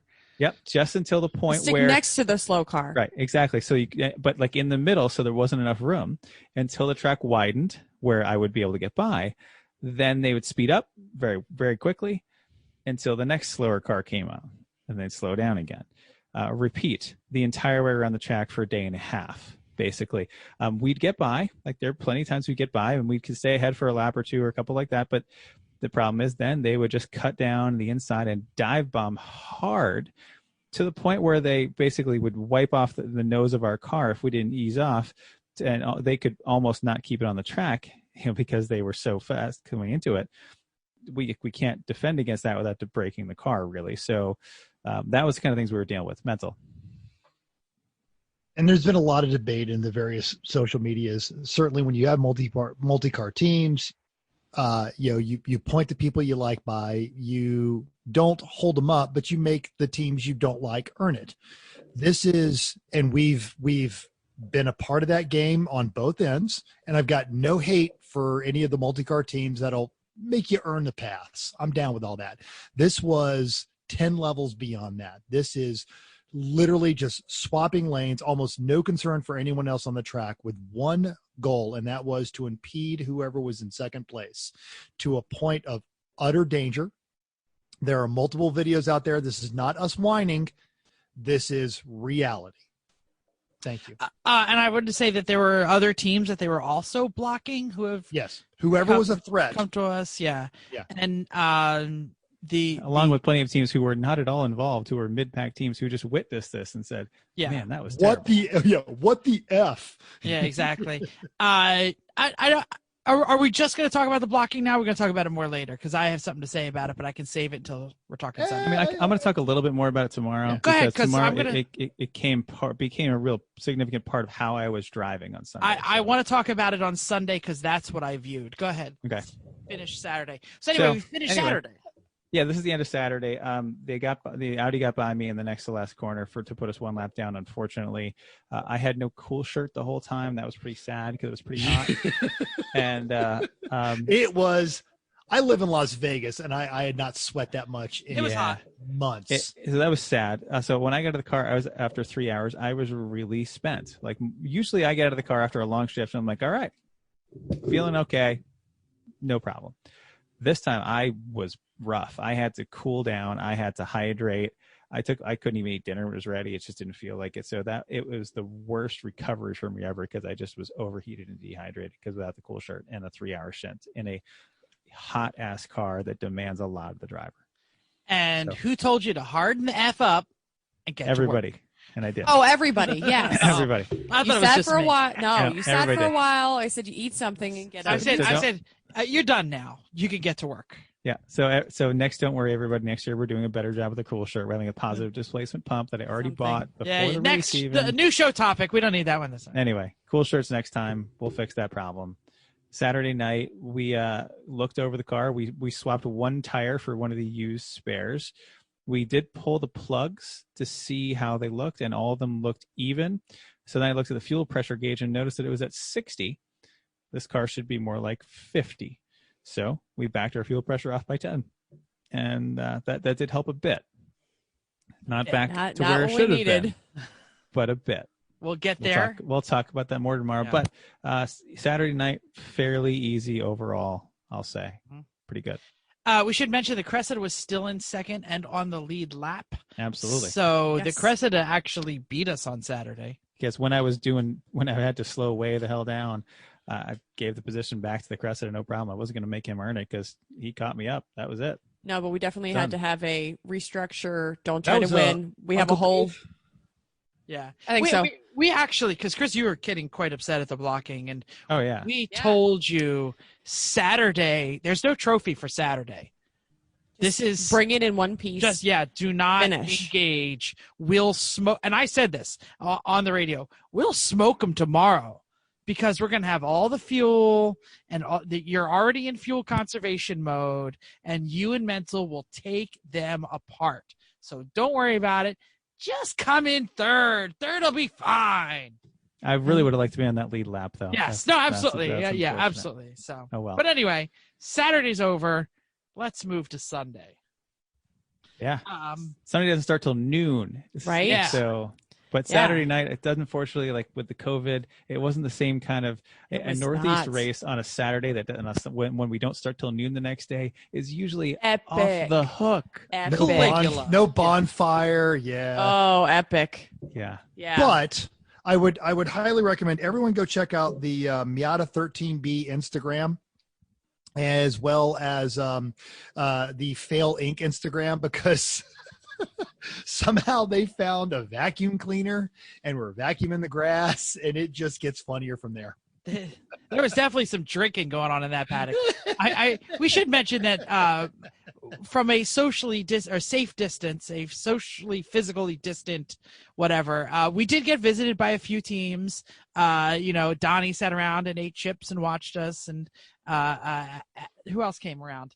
Alex came around. Alex came 13B. Yeah. I mean, And, a lot of few people teams. did, and everybody was great. Either had masked or were far enough away from everybody. So it's not like we sat in a circle and only stared at each other. We did a lot of that, though. We did do a lot of that, and there was We did. It's true. There was a lot of staring at dancing. Aaron eating a steak on a stick. Yeah. That was Two, I think. Yes, because they were delicious. All right, they All don't right. care about that. They want to hear about Sunday. the race. Okay, Sunday. We drank a bunch on Saturday. We didn't have to do much, like we said. We didn't start till noon, so we all What had. do you mean by we? Okay, I drank a lot, but nothing happened. So then I went to sleep. It was fine. So then we didn't start till noon. So we had a lovely breakfast together. We got Mental in the car. He had a pep talk, and we started hyperventilating after that. So Mental, what did you do? while I'm getting in the car, I'm trying to keep my Zen thing going on there, and you walked over and said, "What are your goals?" And they were kind of a vaporous thing of where I wanted to be, but you forced me. That's almost shame. Yeah. It is You're almost one shame. step I'm like, off. how do we get from shame to? I don't know. I don't have an actual gong. Go on. You forced me to verbalize and then concrete them. And we had talked about this. We had the Cressida starting in second, and we were starting in third. And I casually mentioned it, and I'm like, I would like to have our cars on grid first, because you can't start a race motor. They will friggin' crucify you. So you have to push them over to the paddock. I said, I would like our cars to be the first two cars and gridded up, just so everyone knows. Three Pedal Mafia is here. And that was where I was. I was very team centric at this point. And Chrissy, we're leaning against the Honda, and you said, what are your goals? And I said, when I get out of the car, I want them to know that they're not dealing with me. They're dealing with us. And I think that really set my mentality. Having to verbalize that put me in the right headspace to get in the car. I was, Fantastic. yeah, we did the iPad thing, and then it like went into sleep mode, then overheated, and I'm like, all right, I'm done with this. And like a couple times the FRS guys, which we haven't mentioned them, the FRS guys, very well driven, very fast, very clean. Johnson's Toyota FRS is the Toyota. car. Yeah. I'm sorry. The FRS is ugly on gold. It's a Toyota Solara. They rolled up on me, and I let them by because they just had it. And my mentality at the time is, I'm not in a race with you right now. My goal is I need to put this car into a spot where Chris can leverage it to finish out the day. And that is what guided my mentality. So we started out in third. I worked my way up to first. Even Aaron said, hey, as soon as it goes green, I'm going to point you by. And I said, Aaron, don't you dare. Aaron, you run your race. I haven't had a chance to be on the track yet. I'm not ready to be up front. I'm just going to go out there. I'm going to get in my zone. And then When I get past you, it'll be organic and it'll be fine. And I'll let you know I'm there. And I think after a couple, I got to do my scroll over here to the Excel spreadsheet. Yeah, that happened lap 409, and I had started on lap 337. So, good 20-ish, or a good chunk of time had gone by before I moved into first. We were still a lap down behind the leaders. It helped that Silly Nanny's car got a black flag for violating the blend line in the braking zone for 1. And they did it Same place to block us. They did it not because they those 2 violations were in direct effort to stop us. Yeah. Mm-hmm. And so they pulled in there and my, so I just went going. And again, I want to mention that I talked about this last episode. So it's not like we're making this up. I said that you can violate the bloodline at Thompson for your advantage, which is why it is a dangerous bloodline. Because coming into 1 in the fastest part of the track, it gets skinny. There's a blend line right there with a big, fat, wide lane that you can get into and pass people. And it's exactly what they did. Unfortunately, this year they were calling people on it, which was right. I'm glad to see that. And I was equally getting irritated with the blocking, which at this point has now gone from level 3 to level 4. They would go on to level 5. So I'm at level 4 of this blocking. You were a little less vocal than Chris was, though. So we didn't really know that you were having so much experience of that. You were saying, wow, they're all over the place, or annoying me. And then you would go quiet for a couple of laps. It wasn't a big deal. But Chris was saying every 3 turns, he'd be like, this is ridiculous. And so you were a little less vocal. Yes, I was none less frustrated, but we were expecting it. And Chris was talking me through it. Look, man, they're going to do it. And you and I had this conversation when I got out of the car. One of the things you learn is if someone is doing something to deliberately impede you, at that point, they become predictable. If they become predictable, then you can come under my control and I can start making you do what I want. If I give you the input that you think you need. And that was really where my mind started to move into, is I'm going to make them make mistakes. And a couple times I would get around them. And then they would... And when we talk about the end of Sunday, we're going to talk about how this came to our advantage finally. Yes. So. And then they would slow down, way down, until I lapped them. And then the blocker car would get my way again, which immensely frustrating, but at the same point, a point of pride. Oh, I'm so good. You can't catch me. So you got to slow down and jerk me around again. I do remember this. This was my point of arrogance. On lap 395, I had my 128. That was my fastest lap at the time. Nowhere near the team record. And we'll talk about that in a minute. On lap 408, 409, I made my one mental cocky call. And I said, hey, Chris, do you remember that time I passed a lead car twice during my shift to put us back in first place? And Chris, dead calm, goes, yeah. That was pretty cool. So I get the car in first place and I am on top of the world. I have settled into a really good rhythm. We're having a great time. And then fuel starve, because we are having to on the throttle, off the throttle, on the throttle, off the throttle so much because of this level of aggressive blocking that our fuel consumption has gone right just out the window. And how many hours into your 2.5 hour shift was that? It was 2.5 hours. It was an hour and 45 minutes in. Oh, I thought it was even earlier than that. From fuel starve to pit, it was just right about 45 minutes. And it's the very first time you do it, it's always in turn 3, and it's just the quickest little. It is absolutely. You're like, is that it? Yeah. Did that happen? And then when it happened the second time, I'm like, son of a damn it! I was gonna totally dominate this. I was going to lap them like 3 more times and then get out like no big deal. I was going to be the friggin' king. Nah, fuel starve. This is really cool though. So fuel starve. Now, initially Chris said, all right, coach me through it. And this was the conversation that Chris and Chrissy had that I just listened to. And we could do an entire episode on this, but he walked through this with talking to Chrissy.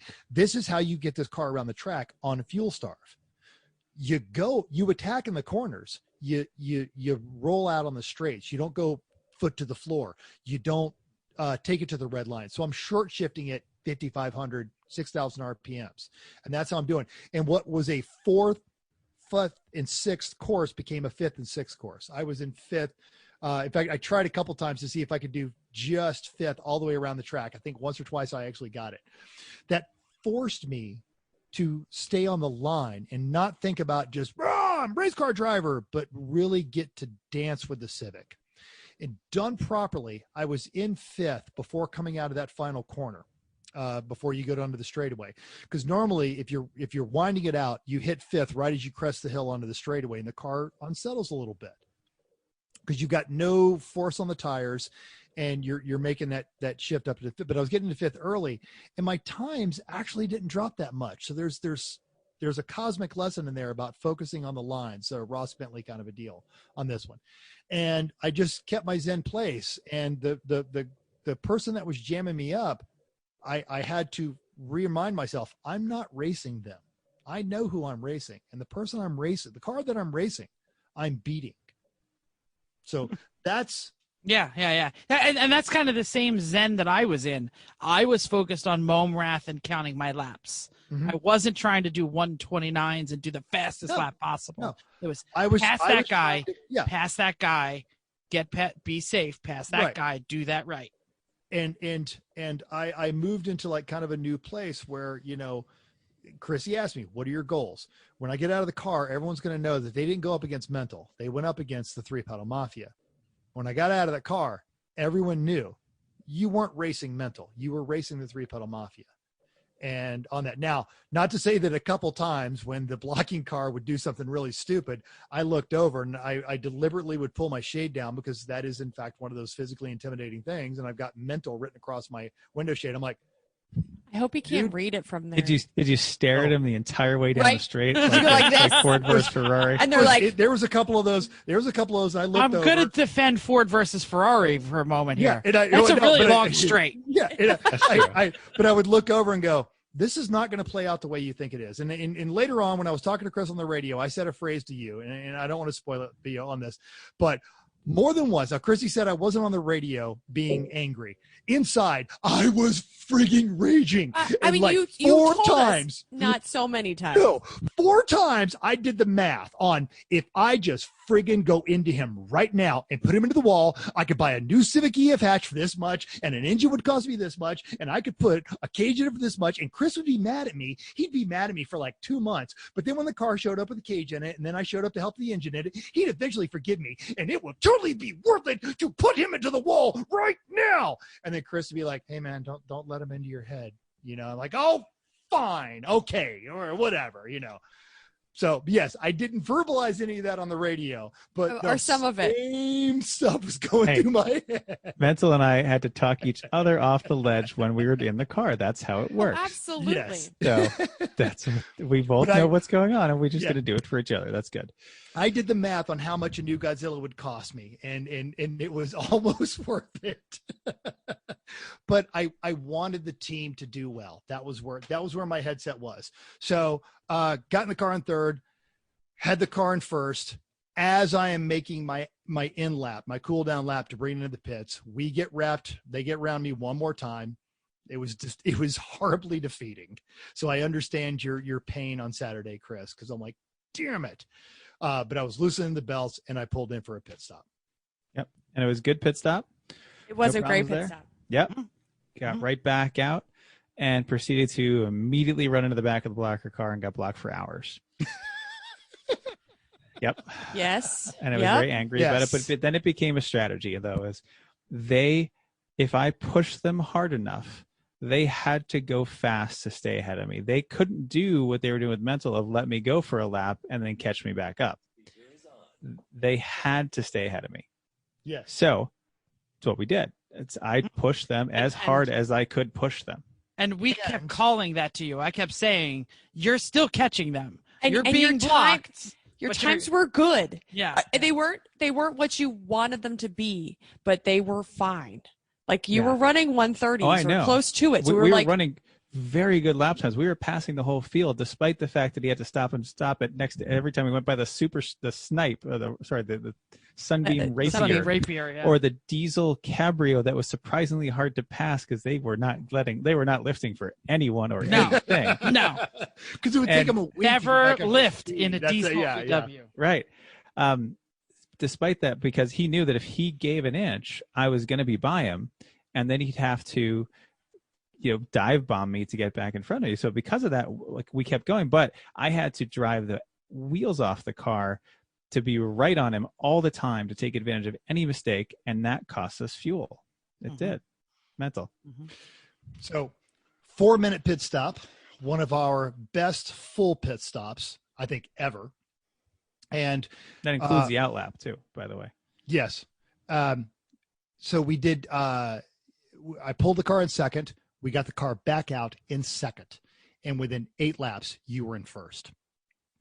And one of the points on there is, despite all of these efforts of blocking, and you would stay in first until lap 499. And this, you were in first on lap 444. Yep. You were gaining. You were being aggressively blocked. There was a couple of times, like, I watched this because I was up on the bridge and I almost went over there. I'm like, that's it. I'm going to go over there and have words with them.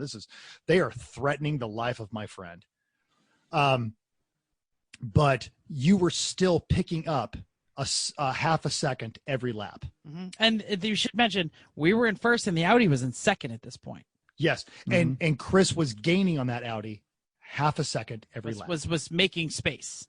The distance between. No, he was about to lap it. He was a half a track in front of it, and he was gaining on it half a second every lap. Can we talk about what the paddock looks like at this point? This is like an hour left to go in the race. Yeah. So all 3 of us are So Chris, when Chris got in the car, he said, "I want to hear about the lap times. I don't want to hear like you're doing good." He wants statuses. Where is everybody? I need data for strategy. Right. What am I doing? How far back is the car behind me every lap? So the 3 of us took turns, and eventually I bailed because I couldn't listen to it anymore. So we're all watching. A spot on one of the tables that is so clean because she just scrubbed one spot. I was like, I have to pack, and I basically didn't pack, but I had to pack because the whole paddock needed to be packed up, and that's what I was supposed to do. So I was hyperventilating. We all were. We were all in our own way. So because the nanny's car was like 40 seconds behind us. We should say how close they were. Anywhere. Mental says they were close to being lapped. 55. It would go to 55 seconds. It would come down to 40. They would catch up because the blocking was working. Yep. It would drop back down to 59 seconds. Right. But I did the averages, and Chris was putting a half a second on them every time. Sure, but it wasn't. When you're looking at I don't care about averages. No. You had to draw that line out a while to see the average. And no, I don't care about. I'm down with you on that one. And it was a tenuous grip, and if I didn't keep up the heavy pressure on the Z, it was gonna force me back into like a losing 5 seconds a lap kind of thing, and that was gonna go away real fast if I didn't keep the heavy pressure on the Z. And you would lose 5 seconds a lap for 3 laps in a row because the blocking was working. And like, we wouldn't call it in. We were like, don't tell them. Don't tell them that it's down to 40. But then I'd get by him and push him. But they'd get by him, and then all of a sudden it would be like 55, 56, 57. This is like the longest 2 hours of our lives, I'm going to say. Now, and it's only longer when you're getting yelled at by Chrissy. Will you clean something? He's like, put away the grill. No, I'm panicking. I'm not anywhere near Leave there. me alone. No, he was. No, well, not you, right? You were somewhere else. I said, you deal with Chris right now. I said, Jeff's sitting. I'm like, can you just clean the grill? Like, you can listen to the radio. You can look at race monitor. Staring at the race monitor. Like, so, yes. So to this end, now, I had gotten in the car. When I got in the car, I'd met my goals. I'd set what I thought were lofty goals, and I'd met them. I don't think I've ever driven better. I've driven faster. You did I don't think I've ever great job out there. You set the car up. You set the car up in perfect spot. You passed the people who need to pass. Right. No flags. No wheels off.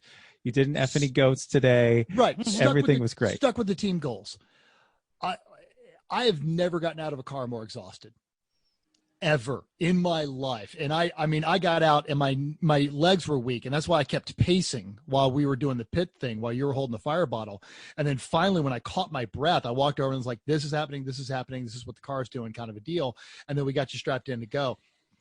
And then I went and sat down in the garage, and Bobbin walked over. Was like, "Are you okay?" I'm like, "Yeah, just give me a second." I pounded 3 bottles of water and then poured a 4th one over my head. So yeah, I thought to myself, "You will never be more emotionally or physically exhausted at a race." And a mere 2.5 hours later, as it turns out, I was totally wrong, because I am now experiencing all of your emotions. Yeah. While watching you drive. And we should mention, while you're losing 5 seconds, gaining 3 seconds, losing 6 seconds, gaining 8 seconds, you're calling in going, I'm not going to make it. I'm going to be out of fuel. This is when I start losing fuel. I'm not going to be out of fuel. I'm getting fuel cut bad. Like, you're at 55 seconds going, it doesn't matter where I am. I'm not making it. And between the 3 of us, we're like, we're not stopping. And Mental's like, we need to stop. Like, we'll do it fast. I was doing the math in my head. Like, all right, if I backed off enough that the blocker's still right there, but I had no chance to push them hard. So I knew I was going to start losing time. It's like, all right, well, if I lose 5 seconds a lap and I'm 50 seconds I'm hyperventilating right now. I'm like literally getting upset. This is while I'm turning like 129s, 130s. I'm like, well, okay, it's 50 seconds, 10 laps. It's a minute and a half. Like, it's 13 minutes. Nope, not there yet. Like, okay. we can't do it. Yeah. We can't do it.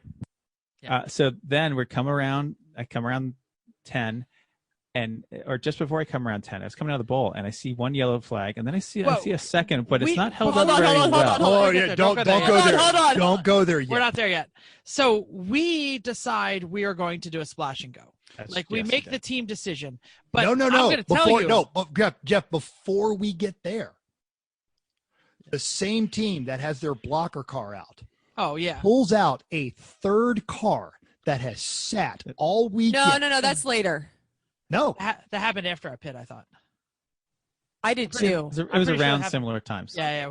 Either way, they sent it out at this time. It didn't do what the beamer rolling was what you're about to talk about, but they have now sent out a 3rd car. Yeah. Mm-hmm. Okay. So we should mention that we're all in the pit going, should we splash and go? No, I don't think we had a healthy debate on whether we should just try to not splash. Can we make it back? Because there's no way to splash and go in 50 seconds. I think my words were, if we stay out, who knows what happens, I might have a chance. I said, if we come in, I lost it. Yeah. That's it. Yeah, you totally said it. We're not going to get it. We're not going to get it. When we pulled in, so we got the fuel, we got to the wall.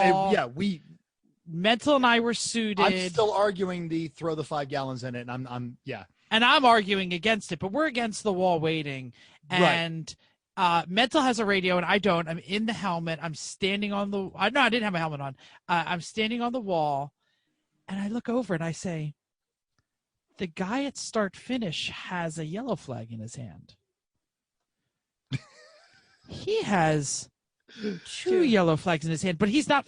He looks like he's playing questioning with them.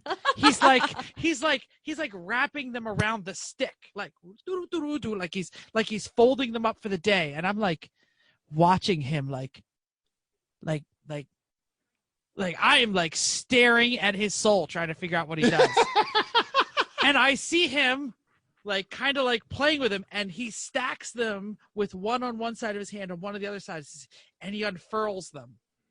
And he hasn't thrown them yet, and I'm waiting, and I'm looking, and Mental has wandered away. Well, Mental he's on the other side of the me. RV. Like, he's not far. I'm like, where the hell is Mental? And this is when I'm seeing one guy pull one out, and then I see him playing with another one. This is like a turn 7 or something. Exactly. Right? Yes. He furls them, he sticks him out, and I start screaming, Mental! Like the loudest you could possibly. People think we're insane. This is with like 25 minutes left in the race. Exactly It is. 25 minutes. Absolutely. Yes. It is 25 minutes. I Now, don't have a Chris- radio. I'm fully suited. I have a cart with and 5 Chris- gallons. I have And no Chris idea gets where on the Chris is. radio. Chris on the radio and goes, "Hey, I think there's a yellow in turn what turn? Because it was a car that had rolled." 7-ish. 9. Yeah, Well, car- it rolled he in goes- 4, but it was They a rolled- 9 he- that I he saw goes- it. Yeah, he goes, "Hey, there's a yellow. There's a partial yellow." And I said, "It's a full course yellow. Come in." Meanwhile, Jeff, I can hear Jeff screaming in the background, and Like, Chris goes, literally the Chris loudest. goes, "No, I think it's just one of the turns." I'm like, "Chris, it's a full course yellow. Come in." No, I feel like. And meanwhile, Jeff is like, "I will murder you." He's in murder voice. Yes. This And is once I happening. came over the hill, because none of the other stations had it. Once I came over the hill and saw it start finish, Yes, that's the first I saw the double. Yeah. And then And darted into the pits. I've actually watched this on the thing. You're on the radio going, "Are you there? Are you there? Can I come in? Oh my God. It is full Yeah. course. Oh my God. Are you ready? I'm coming in." Uh-huh. Imagine, Well, I mean, imagine the Three Stooges, Yeah. except they've all just done a hit of crystal meth, Yes. and they're really, really worried about something, but they actually get it all right. That's how this pit stop went. Yeah. So I 3 have minutes. watched the tape. Yeah, And 3 it minutes and is- 22 seconds. It is 3 minutes. I got 3 minutes and 2 seconds between the time Chris pulls in and the time Chris pulls out. I'm pulling it off of the race monitor. Oh, Yeah, okay. but Jeff's watching the video. I watched of the it to video. see. So Correct. that includes out. Bazinga getting its belts checked before you. Yeah, when Yeah. Ken. So checking you the actually belts. had to sit there for another 10 seconds. It was exactly 2 minutes and 9 seconds between the time you hit the brakes and the time you accelerated out. That's pretty awesome. So we had a belt problem. We did. And We had a little fiddly. Mental starts walking away, and we're like, "No, he needs help with the belts." And What happened? You said in the video surgical, you said the surgical the tubing, tubing is broken. broke. Yeah. Tubing broke, so it wasn't pulling it out. it didn't So it pull was under out. my butt, so I had to get it out of my butt. At this Yeah, point, yeah. I'm just I know like, that. "Do we need belts?" I mean, I guess they check the belts, but I'm just like, "Come on, like we don't need Yeah, belts right Ken's now." going to check the belts I and send you know. back Yeah, because yeah. Ken cares about your safety very much. So, So, yeah. 2 minutes splash and go. And so we have sent you out. Now that's 2 minutes of yellow, but you're There's- now down. You're on the lead lap, on the lead lap, but Into fourth. yeah, but 50 seconds down Yes. on the lead with lap. 20 something So minutes left. I was hyperventilating before. Now I am. I watched the video today, and I was hyperventilating watching the video. Yeah. So I come out Nice. into the full course yellow, see the BMW that And- apparently had rolled at turn 4. I didn't know it had and- rolled. It just looked like it and took do a you know heavy that front hit. Ken gave you a lecture? He's like, "I just want to tell you that it's a full course yellow out there, and everybody sees these sectors." Like, "I got it, Ken. Let got me it. go!" Yep, got it. Yep. But you just sat there and waited for him to give his whole speech. He's before so you went nice. out. He is nice. He's so nice. He is nice. He is so nice. So then I tear out of the pits, making sure to mind the blend line, by the way. Good move. Anyway, into full course yellow, catch back up to whoever's in front of me. It's not anyone that's going to block me. There are, at this point, 15 laps left in this race. less than. This is less than Now, 20 minutes left. you caught, at lap 500 is when you pulled out. It Okay, was still so full it's course 15. yellow, 2 minutes, 20 seconds, and we did 515 laps. There are, listeners, there are 15 laps left in this race. And some of them under full course yellow. Exactly. So we did a few under yellow, and then we go. And I gave it all I had. This is when I All started right. cracking off some good lap times. So this is, at this point, we know we got a full tank of gas, and No, the we gloves- don't. We don't have that. We Well, don't no. No, we just I splashed. knew, I'm sorry, I, knew I I'm sorry. had enough. I knew I We had have have enough. gas. we have enough gas. I had enough to do anything I wanted to do for Except 20 then minutes. 2 laps in, you're like, I'm getting caught again. You definitely said that. He did, but we knew we had the fuel to I do knew I it. had enough. All right. All right. Now, in these next 15 laps, Jeff, Chrissy, and I would experience emotional highs and lows higher than anything we get in all the weekend in 15 laps. But knowing that he has the fuel, and now that he's bunched up, deep in the recesses of Chris's psyche, A secret security code is unlocked, and a creature is unleashed. He doesn't care about times. He doesn't care about food or water or cool suits. All he cares about is passing the people in front of him. All we know is if the Stig saw this, it would be frightened. We know it was Chris off the chain. Make her closer. Oh, that's all right. Is that it? All right. That's That was it. great. Thanks, So I would like to say that after the fuel stop, I went, we freaking lost. Yeah, we can't. I went to put the rest of the fuel in the RV, like whatever. Chrissy's yelling at me. I didn't believe it. I did not believe it. He was within 50 seconds, and I thought. I said I didn't think I didn't know whether we were going to win or 18 minutes lose. and 50 seconds. That's really hard. Yeah, It's really hard. It is. It's really hard. I kept saying Chris is a super. Chris is great. I Chris said is really good. he's going He to is put on not a a- Superman cape. He's not a super. But it's they're either going to break or we're going to lose, and it's not. He'll do everything he can. okay. What We're happened in out the of our car? hands. Let's go. Tell us. So I get lap 505 to lap 508. I'm pretty sure I was turning 127s all of those laps Yes, you were. because I had no blocker, and I knew that this was if there's ever time to give it all of the revs and all of the gas and all of the gears. Yes. This is it. And So it did. Jeff had a joke today about someone give Chris some aloe vera because the shift light gave him a sunburn. Yeah. Here's the deal, folks. Chris built the car. Chris gets to hurt the car. I know where its limits are. Yes. So anyway, after those, that's when the Mustang, the third car, somehow is off in turn one and apparently broken. However lap. that might have worked. Listeners, do you remember how many laps we got? Actually, it was 515 laps. Yeah. This happens in lap 513. Yeah. Chris has gone from 50 seconds behind the leader to 5 seconds. And I see The words he says over the radio is, "I see them. I've got them." So This is the second to last lap. I'm not even paying attention. I'm over fueling the RV, and I looked at my phone, and there's all these texts. And I'm like, and I look at it, and my father is texting me. He's like, "What in the hell is going on? Why are all these 127?" I said, "127s? What?" Wait, you're literally not watching? I literally was I'm hyperventilating, but to my stomach, and I put it down because I couldn't watch. I had done this all afternoon, and then finally I'm just like, I can't. I have to watch. I went back out when the Mustang was on the yellow, and I was like, the yellow is going to make it worse. Because listeners, if you remember, this is the third car that they sent out to block, and it is now failed and caused a yellow. They park it in one, right? So I think I don't think they did it. I think it broke. I don't think it was intentional. I don't know their intentions either way. It bunched the field up a bit, and also in those laps I had before, I definitely had some help of some of our friends clearing the way for me. They would see me coming from behind. Shout out to Punisher right out of the GP, way. by the way. Yep. Totally. I spoke to them. Amanda Tully, Matt Ferenchek Racing did it. Alec Levinson, Globs of Oil, CISO Motorsports. CISO. Oh God, we could do this all day, but And there's yes. plenty of that we didn't even mention. They knew this was going on, and they cleared the way to give me a chance. So They were all not rude.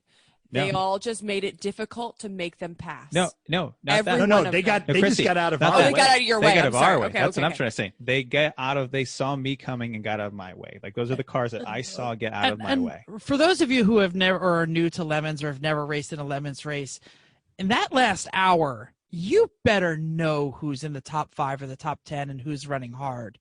And you better watch your mirrors because they're going to be pulling out all the stops in every race, not just this race. Yeah. The last hour of a Lemons race, you need your head on a swivel and you need to know what you're doing. And that goes for every class too. Like Every class. You You need to class know who's running C for could C. have one lap between them, and Absolutely. they're doing everything they can. Yeah. So So know it- who's in what position in that last hour if you're the driver. So the next to last lap, it bunched up. I got behind the main group, kind of, and was able to stick right on them all the way around, coming back into one. I'm sorry, I said 513. It was lap 511, but yes. Either way, close enough. I got into the main group, was running with the main group. The next to it's on the very last lap. I was able to get past the Solara that was P2. Well, actually, it was probably the lap before that I got past the Cressida. Lap after that I got past the Solara, which was this is the last lap. Past the Solara. And the Solara, well driven all week. But you don't Absolutely. know it's the last lap. No clue. I know we're getting close. I've got a clock on the dash of the car. I know Are we're they getting going to throw close. this one or are they going to throw the next one? No clue. I get past the Solara. I think it was 3 or 4. I got past the Solara, and coming in under the bridge, I'm behind the Z, and the Audi's right in front of that. Alex Levinson in the blue Miata makes a lane for me to the right of the Z, and I take it. I get pushed over, though, by the Z. You were definitely hit by the Z in a substantial way. I get pushed over by the Z, and I made a little contact with Alex's car. But it was incidental, just a little bump. But it got me kind of next to the Z, but then he still had the edge coming out of the bowl, or the top of the oval. This is when I said, I've been faking this guy and playing with him all day. I have an idea what he's going to do, so I'm going to take advantage of it. So I stuck to the inside. I was down to third at this point because we were in traffic. I needed everything I had. Up to third on the inside of him, went up almost to the next of him. Third gear, not third gear. in the track. Yeah, this is when I shifted fourth. Second place, right? And so then I, in third gear, start to go almost to the right of the Z, but right before I get actually up to next to him, cut the wheel left hard. Go to his left. This is on the Thompson Oval. Yeah. After the turn. This is right before we get into turn 9. This is when we're at the end of the oval. I cut to his left, and I have a little more speed than him and get up next to him to be able to start braking. And so I am next to the Z, who is in traffic behind the Audi and some other cars. At this point, the left rear wheel of the Audi falls off and goes between he me hasn't and seen the this Z. video. I've seen It goes this video between me and the Z. posted on Facebook. He has not seen this. All right. So so Jeff's playing the video. Yeah. Okay. This is the slow motion of that move. It is incredible. Okay. There's the clock on the dash. Look at the reads clock 5 on the o'clock. dash, folks. It is 5 o'clock.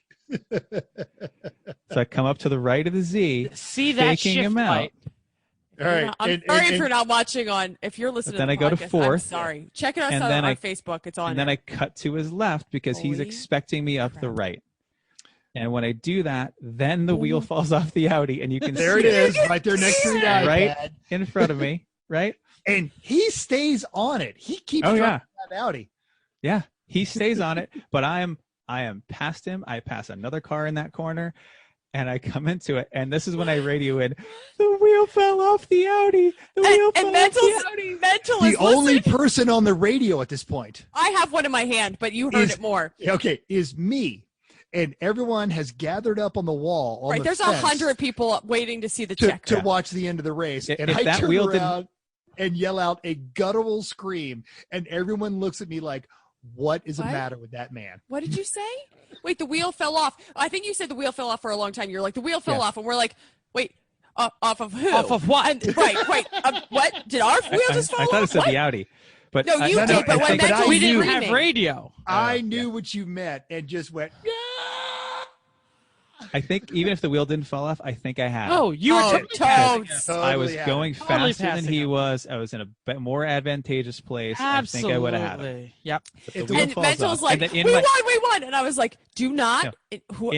in my mirror, I look Johnson's. up and I see, this is as I'm going through 9 is the Yeah. left and 9 is the left and 10 is the right. Yes. As I'm through 10, I look in my mirror and I see the Audi spinning in 10. Yeah. Like it made it through 9 and then spun in 10. Yeah. And I just said, I didn't know if this was the last lap or not. I just stayed on the gas as I'm screaming Yeah. on the radio. But Johnson's is right. Right behind the me. car Did you behind have you. any idea he was behind you? Yeah. I didn't know Oh, you know didn't exactly, but I knew he was right there because You I knew had he just was there passed him. somewhere. Right. Yeah, yeah. So I am flat out on this thing, up over the hill, doing everything I can. I'm looking at the flag station. I see he's got 2 sticks in his hands, but they're not unfurled. And I go, come on. Like I'm deep in 6th. I'm flat out. Like I'm rocking back and forth to get the car to go a little faster, right? And about a half a second before I cross the line, the flags unfurl. And that's it. Because Checker. they didn't know who the lead car was. Yeah. And if Because they were looking to throw it on the Audi. Exactly. Because that's And exactly Because that's what they thought was coming around. They're like, where's the Audi? I didn't even think about that until right now. Exactly. Flagger was looking for the Audi. And Bobbin has the greatest picture of Eric and Hold on, we're not there yet. Hold on. A half second before I cross the line, the flags go out. I'm still flat on the gas. And then I had to look at it in my mirror to see the flags going to make sure I got it. And let's say 1.3 seconds behind me was the Solara. Wes Johnson's, yeah. 1.3 seconds. And then what, 40, how many seconds was the Cressida back there? Like 40 something seconds. 40 something seconds. Or just like after that, probably that traffic. Yeah, and then the Audi was pushed across the line by the Z. Right. Z at 4. Okay, so in the paddock, Mental's flipping out, and I'm like, he's like, we won. And I was like, you wait until whoever comes over that hill first. Like, because we have no idea, right? Like the wheel fall off. We knew you were in 10, or we said like, well, you're over there, right? So we're saying, who comes over the line first, right? So we're a spectacle. There are 100 people sitting at the to shake, clap, and wave everybody on, and I'm flipping out, and Mental's screaming, and Jeff is flipping out, and then all of a sudden we say that you're the first for the car. You came before Johnson's because we knew if it was Audi, and the Audi didn't come, we knew that, and then if it was you or Johnson's. And I figured it was going to be like more of a photo finish. I mean, 1.3 seconds is like... It doesn't get much closer. No, but... It does not get it. Oh, no. It's the closest finish in Lemons history. I know. 875 miles of racing, 1.3 seconds. I know. So, and of course, we'll get it over with. So I start crying because I'm just like... I've been hyperventilating and throwing up for the last 2 hours of your stint. And Jeff is like beside himself. Mental. Jeff is picking up the fence and he's slamming it down like an ape, like 4 sections of fence. He's like, ah! Right. So I start crying, and then he's like, I wasn't going to cry until you were crying.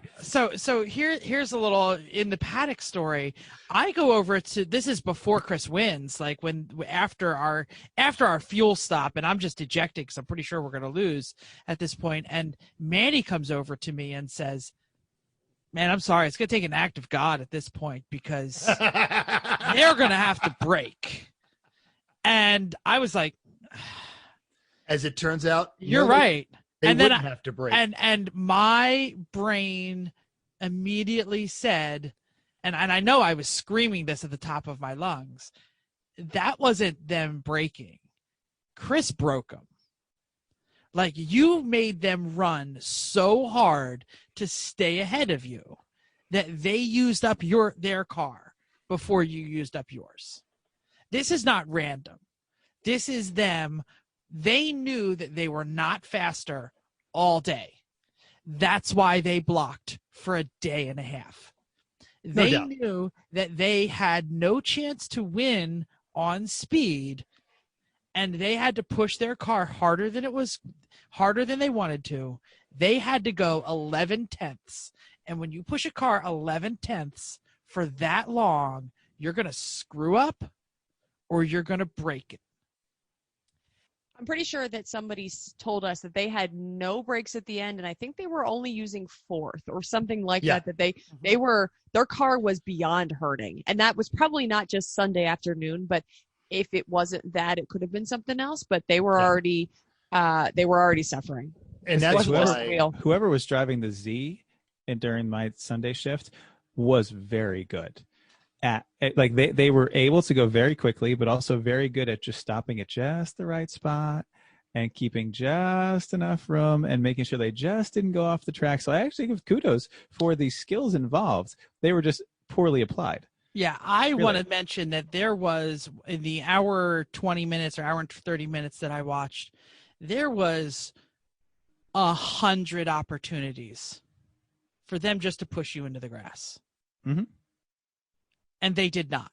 Nope. And I know there's a lot of people who are saying that these are the worst sports out there and these guys are terrible. And I know that I've had fun with these guys in the paddock, and I know that they've been too aggressive and, showered with them with the door open and whatever.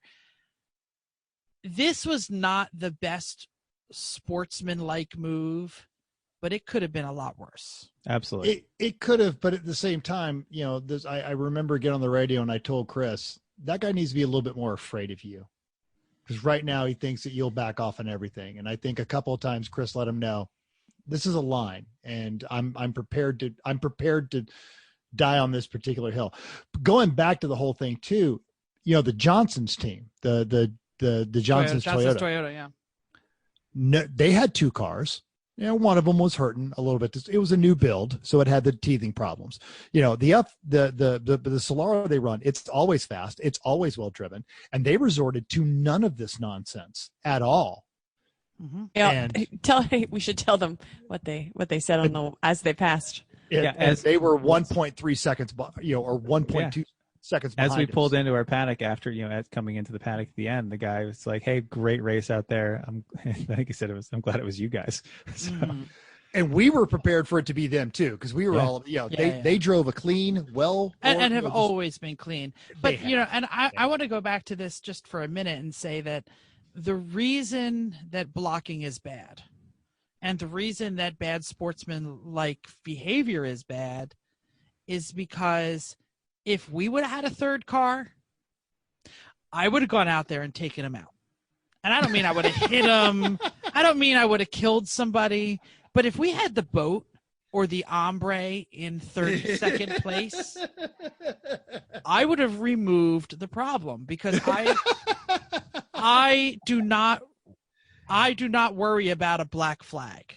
And this is Jeff, folks. That's not mental. That's the nicest. No, but I would have. We said we're not going to play their game. No. We're not going to play their game, and we would not have played their game. But what I'm saying is, this is why it's dangerous. Because if you do something wrong, someone feels okay to do something wrong back to you. And this is how things escalate. This is why people throw in professional baseball. People throw at the head of pitchers because they feel like at pitchers who are batting. They feel that he threw at that guy, so now I'm going to try and hit him. Fair. When really it was just, hey, so that's why this sport relies on us all being on the same team and having good-natured competition, not bad-natured competition. And it's a shame to trade community, which is the best part of Lemons, for potentially to try to get a win. Yeah. Or to get a better place. If they'd have taken the driver in that Z and put him in the Audi, might have played out differently. See, man, he was good. He was good. The community also seriously showed up. I mean, we're nice people. We have a lot of friends, but we had people that we don't even know help in ways we don't know. There's people that were watching things and trying to keep up with what we were dealing with and helping. So we had the community, and that's why we do this. Yeah, that's why we keep coming racing, is because of the great people that we met and continue to meet every race. We keep meeting new people that are great. Mm-hmm. So, and for all the haters out there who are like, screw them, I'm going to punch them in the head next time, because I'm not there anymore. I might have been there that day. I think they should check out AER. I think that's more their style. AER ain't putting up with that crap. But I would not do anything to them at the next race, because I also understand their mindset. I don't agree. I don't appreciate it. It would never be us. But not that we weren't tempted, but at every point it would be one of us that was tempted, and the other three would go, no, it's not. We're not doing it. That's not who the Three Pedal Mafia is. Mm-hmm. Mm-hmm. So anyway, you won. We won. And the reason it was so emotional and so just over the top was because it was so just last second, everything had to click. Coming from behind, like Eric Root said, it was like the 96 Cubs, or no, 2016 Cubs. Hollywood could not have written this better. No. That's why I said this is like the blockbuster. Like we had the highs and lows and a happy ending. Like you can pay for this. And Bobbin was out there taking pictures, and Eric and the other guys, they'd walked out there. Now it's time for the story. Okay. And as Chris Eric and Manny, yeah. Eric and Manny, and as Chris comes across the finish line, someone heard them go, "Oh shit, we've got to go rewrite this," and they had to run back to the paddock because even they weren't expecting this. Well, none of us were, but it was the drive of my life. But you all set me up that it was possible. Really, like all four of us made this happen. Incidentally, his entire shift, cool shirt, not working, not at all. Did this all in 100 degrees. I was kind of hot when I got out and pretty disgusting. I looked like I swam there in my racing suit. Your suit was so Kinda gross. And it's a really nice lightweight Nomex Alpine Star. Gross. Yeah. Disgusting. Through a cool shirt. You sweated through a cool shirt. Oh yeah. The cool shirt was gross too. Yeah. And we've all hinted on it, and we're going to say it again. So everyone that was there, if we didn't thank you or if we didn't notice, we did. We noticed. We're just not smart enough to catalog and organize all of it. I'm gonna share some pictures here. Thank you all. This is so Chrissy much. crying. Oh no! Don't put a Chrissy crying picture. Oh, so This is mental going. Yeah. Oh, that was right after like, I was God, inhaling because I had just done the guttural scream. Why is my mask? That one right there. Oh no! So, there it is. Go back. Go back. No, one Chrissy more. doesn't want me to. Chrissy doesn't want me to. So I showed Vicky the video from Alex Levinson's car. There they are, going back. Yeah. Oh shit. Oh no! Change it. And I showed Vicky the video from Alex Levinson's car, and I'm explaining to her everything that's going on, and she's like, "Wow, those guys are kind of jerks. What happened here? Oh my God." She's like, she got caught up in the emotions of it, not being a racing fan, not caring about any of that kind of stuff. But then she's like, wow, that was a really serious win because Chrissy's face, that's an ugly cry. It is an ugly cry. and I had you should ugly have that made cries, into too. coffee I know, mugs. but Bobbin had the camera the right way. I did not get caught. I was a little teary then, but I got way teary. Like, oh God, I was so caught up in the elation of the moment, and I turned and I look at Chrissy in tears, and immediately I was with Jeff. I'm like, I'm not crying, you're crying. No, I was just so, right for 2 hours we listened to the emotions of up and down. It was like, there's blocking and we're, can't get ahead. Don't and all do of a it. sudden Don't we're like, do it. You're right, Harry, let's go do the pit stop. We did the now pit we're out stop. of gas. Now we lost. Right now we're watching. We're like, wait, it's coming back. He's coming back. Wait, all the stuff that's happens. Like my body can't handle it. Like that's Chris, what I was just remember you called. You said the temperature's 220, and I put on my dejected voice and goes, Chris, you built the car. It was a good run. Yeah, no, I'm not done. I kept telling you, it'll be fine. It'll be fine. We've had it that high. It's probably fine.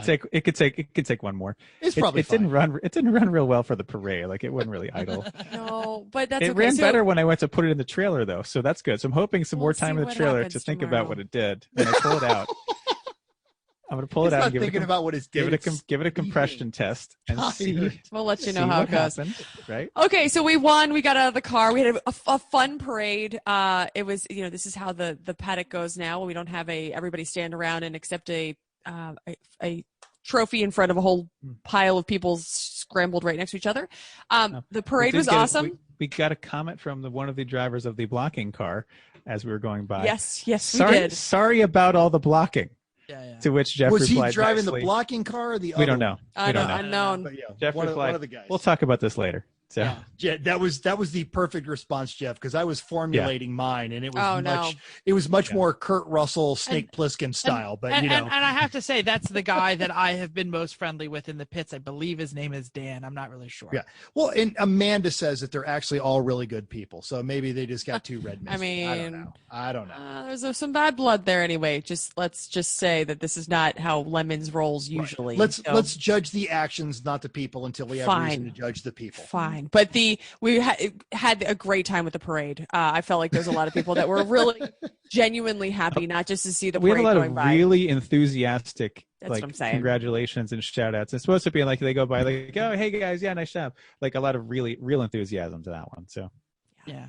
I mean, we've raced with some of these people for 10 plus years. yeah. Fact. I mean, And we've been trying to come in second, third, fifth, something for the last how many races. So it's not like it is a well earned run. Well, we didn't start really trying to win A until like 3 years ago.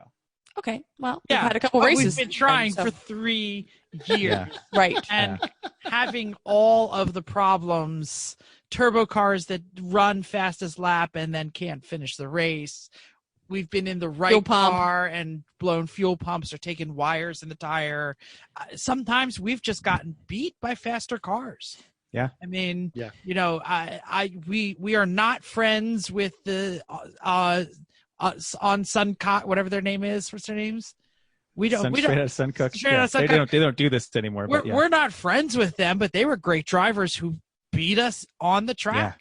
We got beat by Amanda and Momrath several times. God, yes. Like, and we are friends with her. So I'm just trying to say, like, I'll shout out people who have outdriven us, friend and non-friend. Oh yeah. Yeah. And I think if I had money to bet right now, I would throw it all on the Johnson's Toyota. That it's been a fast car since it got there. It's well driven. But they've won before, I think. No, they have not. Did they win in New Hampshire? No, I don't think They so. have not. their post was second place again. They are trapped in the bridesmaids. Well, and so that's the other thing about this whole race that it's occasionally lost in all this is that, you know, the top five, maybe more, moved around the whole time, right? So this was never a race. So for the first, you know, quarter of the race, we'll say, Momrath was winning and they were 5 laps up. Chris looks at me and was like, we can't come back from this by speed. We can't do that. Something needs to happen. Promptly after, they lost their clutch and whatever happened to them. Well, so and we always beat Momrath in the pits because we fuel less than they do. Sure, but that's not 5 laps. Like, we can't come back from that. And that was early on in the race. I got 4. That was when they were pitted, right? If they did a quick pit stop, then they Right. would have come back earlier. But it's things like that the top cars were battling the whole time, which makes this just an even better win, but also a great race. You know, that we never knew who was going to win because even just between our 2 cars, we were right there. Yeah. So 4 cars were on the lead lap. 3 Pedal Mafia 41, FRS's Ugly Uncle number 99, the Cressida 71 3 Pedal Mafia, and 992 Silly Nannies. Bazinga, who was third, I think, who was right behind us. They were starting behind us on all Sunday. day. Yeah. They started Yeah. 4th because we were Yeah. we were in third. We So were they started third, fourth. fourth. They were 4 laps out. They were on the After same that- lap as Johnson's when the day started. When the day One started, lap behind us. Yeah. After that was the first B class at 509 laps. That was over-engineered racing. They're in the E30. That's No, it's the WD. Is it E12? Oh, WD. It's an old 5 series. sorry. WD39, which that theme always makes me laugh. Like it's because it's subtle and you have to know just enough to get it. and, Also a clean driven fast car. Oh yeah, nice people too. and then Scuderia Craptastic 928 in a Ford Taurus SHO. Holy cow, that car! That car was fast, but it Yeah. suffered from Taurus problems. Yeah. Yeah, but So- when I was doing my shift, I saw him coming. I'm like, I'm not playing this. You go right ahead, buddy, because you got me. So I want to stop the podcast real quick and move to the on the spot because this is the perfect time to get to it. On the spot, nobody knows that I'm about to ask this question. Uh-oh. We know that Betty has had a chance. We know that the Crescent has a chance. what's the next three-pedal Mafia car, or pick a dark horse that's not a three-pedal Mafia car that's going to win overall? I'm waiting for Chris. He's not going to answer yet. Go to mental first. All It's right. here, just the screen. And I want to know why. You can't just say blah, blah, blah. Give me the reasons why you think. I'm going to stick with my earlier prediction of the Johnson's Toyota. They're fast. They're capable. They do great pit stops. They run clean. They run smart. Good drivers, good people. They're due.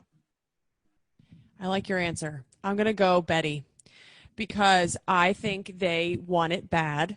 I think they occasionally wiener step, but I think they're hella fast, and they want it. And I think and especially with a great support team like us, we can do all the block. I'm just kidding. No, just kidding. We're not blocking. But we can do all of that we can to help them, and they've helped us a lot. Pit stops, whatever we can do. I think now that we're the support team, I'm going Betty. Good answer. I think it's still Mome Rat's race to lose most of the time. Their car is very fast. It is usually very reliable. It is very well driven. It has a big gas tank. They know how to win. I think it's their race to lose until it happens. I should have said, what's the next new team to win? Oh. Because that's what I meant. No. There are no new teams that are going to. There are no. This series is too mature for new teams. No, new team. Who is the next winner that is not? That has never won before. Not a previous. Right. Winner. They might have been running for 10 years, but never won overall. Yeah. Yes. Right. Yeah. No, I'll give you that. No, I mean, it's a tough call between any of those, frankly. I mean, Cressida too. Cressida had a great break with the fueling on the full course yellow, but if you get a good break like that, that's all it takes. When the good, clean, consistent driving. We should no mention mistakes. that they had a mechanical black flag. Yep. On Sunday. I think it was early in gym shift, right? So it was about the 2.5 hour mark. Right. It was 6 laps after I got out of the car. Their cool suit was leaking. Yeah. Their cool suit was leaking, and they got pulled in because they thought it might be fuel. Two people, a corner worker and another car, called it in. Yeah. Oh no, it was leaking. I know I overfilled it because they told me to. I followed orders. Yes, you did. You actually did. I remember that was your only job. Mm-hmm. But I think there was some communication problem without that mechanical black flag. It could have been them getting blocked, not us. Yeah. No, absolutely. If they had been number 2, they would have been getting blocked hard. Mm-hmm. And Cressida doesn't quite have the power to push the Z like the Civic did. Not quite. That's where. And you mentioned that, we all talked about Chris. That was the drive of your life. I would argue that because Jim was in the final shift of the Cressida, I would argue, having been with Jim now for 10 years, that was the drive of his career. He was friggin' on it. He told me he got a lot out of the track day. And, he's had some hero lap weekends, and he's had some black flaggy, crashy kind of weekends. Flat spot the tires. He hasn't done that in a long time. I mean, we were all bad just back one then. Goat. Exactly, just one goat. So Steve, we have talked for years how Steve is not the fastest guy on the team, but will be consistent. So I mean, never makes a mistake. Never makes an error. No. So I haven't looked at his lap times, but there's no way that car is up there if he didn't go a lot fast. Go fast. All of those guys consistently were mid-low 130s. I was surprised Jim got the nod over the car owner. Usually the car owner says, I want to be the guy in the seat trying to win this thing. Sorry. It's okay. I don't think, but Eddie, I couldn't have done what the question is, I'll say that. If we had someone who was faster than you, what would it have taken for you to swap seats? Nothing, right? No, it would. If someone was faster than me, we were that close. You go with that one. We've been trying to do this. If I was part of the effort, it's all the effort all goes together, then sure. Yeah. Dave made that decision. I don't know if he made it. He said he wanted Aaron in because Aaron had missed so many races with fighting leukemia. Well, and Aaron opened on Sunday. And he said, and I want Jim in again. Yeah. So there it is. I'm going to throw out there that I think it's Betty also. And no, not because I don't think the Cressida can't do it. I think Betty is as fast, if not faster, than the Civic done right. Agreed. And Totally. Yep. if they have not stepped on their wiener in a long time. The car has mechanically gotten better, and I think they're due because they've been improving. The Cressida is like top all the time. So I don't know if there is more area under the curve for them to improve. Not without a significant expenditure of variety of resources, like fitting 245 17s under it instead of the 225 16s it runs. But they have 3 sets of wheels and it works great and it's no problem. That's a big thing right there. Or finding 40 more horsepower, right? Or losing 100 pounds off the car. See, and it's all of that mechanical stuff that makes me lean of the 3 Pedal Mafia cars.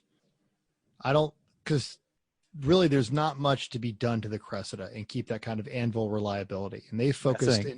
You're trading speed for reliability, like we did with the Honda. The Honda we just run that thing all weekend. Nobody even cared. We're like, who wants to drive the Honda? Okay, go out. And you go out and it was easy and it never broke. And it was, that was fine.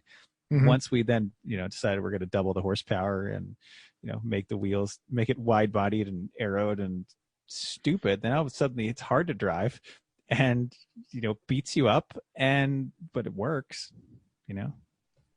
Yeah. So I think while everyone else is making mechanical improvements, the Cressida has focused internally. And I think our focus internally this weekend is what helped us. And I think that's where you stand to gain the greatest is when you start looking at your team. Yeah. And I don't think 4 hot shoes in the Cressida can find a whole lot more speed in there. No, I think they could break it. I think they could absolutely. If you put 4 hot shoes in the Cressida, anyway, we say hot shoes. Uncle Dave ain't slow. No, they're not slow at all. I'm saying, like we go out, we get those Formula One guys that Tom Lamino used to find. Spec Miata. Didn't you talk to a car full of Spec Miata drivers? Or something? Exactly. We bring in some of those. I am an SCCA racer, and I will go fast. They're just going to break it and screw it up. Yeah. That team has figured out how to hang that car right on the edge. Yeah. As long as they don't play with their Johnson, no problem. So that's the story. Now y'all know. I should mention that tonight, after the podcast, I'm going to get the video files and I'm going to edit them together and put some lap times on them and get them on to our YouTube channel, the E1R YouTube channel. And while you're waiting on that, though, go check out our I Love Pole videos because those are 2 diametrically opposed but hysterical videos.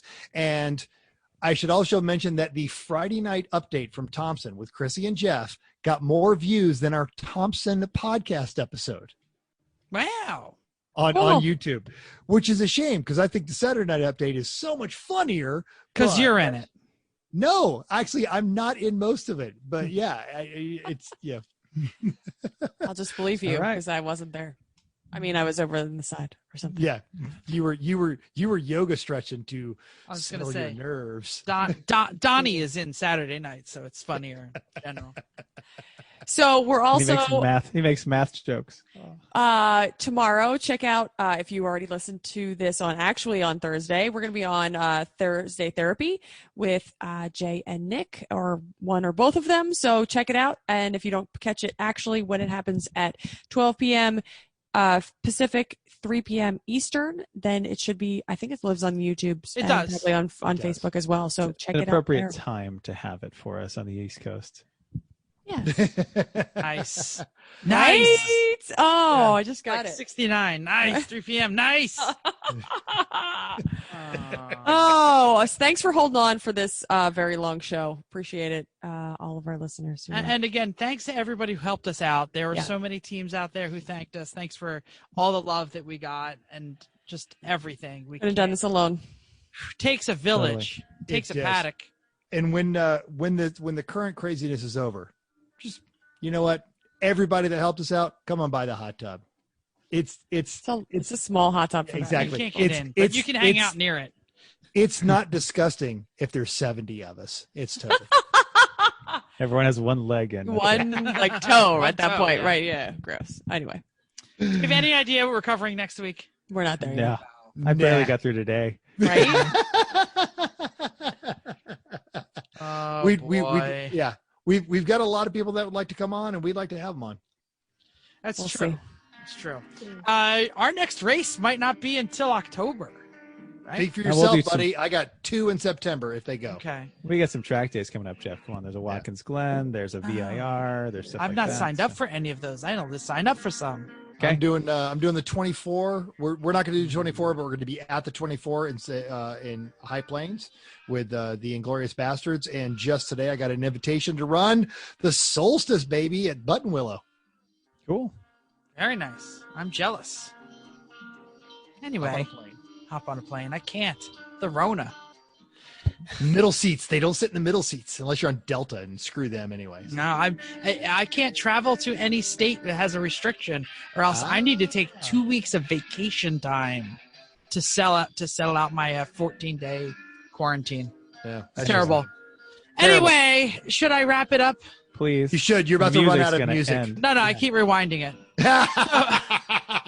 Thanks for downloading us. We hope you enjoyed this week's edition of we finally won, Everyone Racers. We also hope you'll join us in the world of driving, racing, and building, because everyone can be a racer, even you. If you enjoyed this podcast, subscribe. It's totally free. If you're watching on iTunes, hit that button, baby.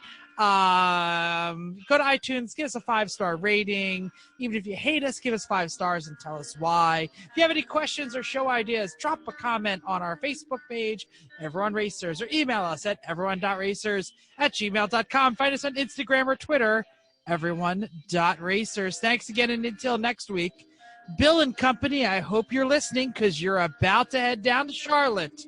They're already on the road. They're on the road. I know they are. I keep getting texts from keep the shiny side up, unless you don't have a shiny side on that silly truck we sold you. Then just keep the wheels down. Good luck, guys. Good luck, everybody.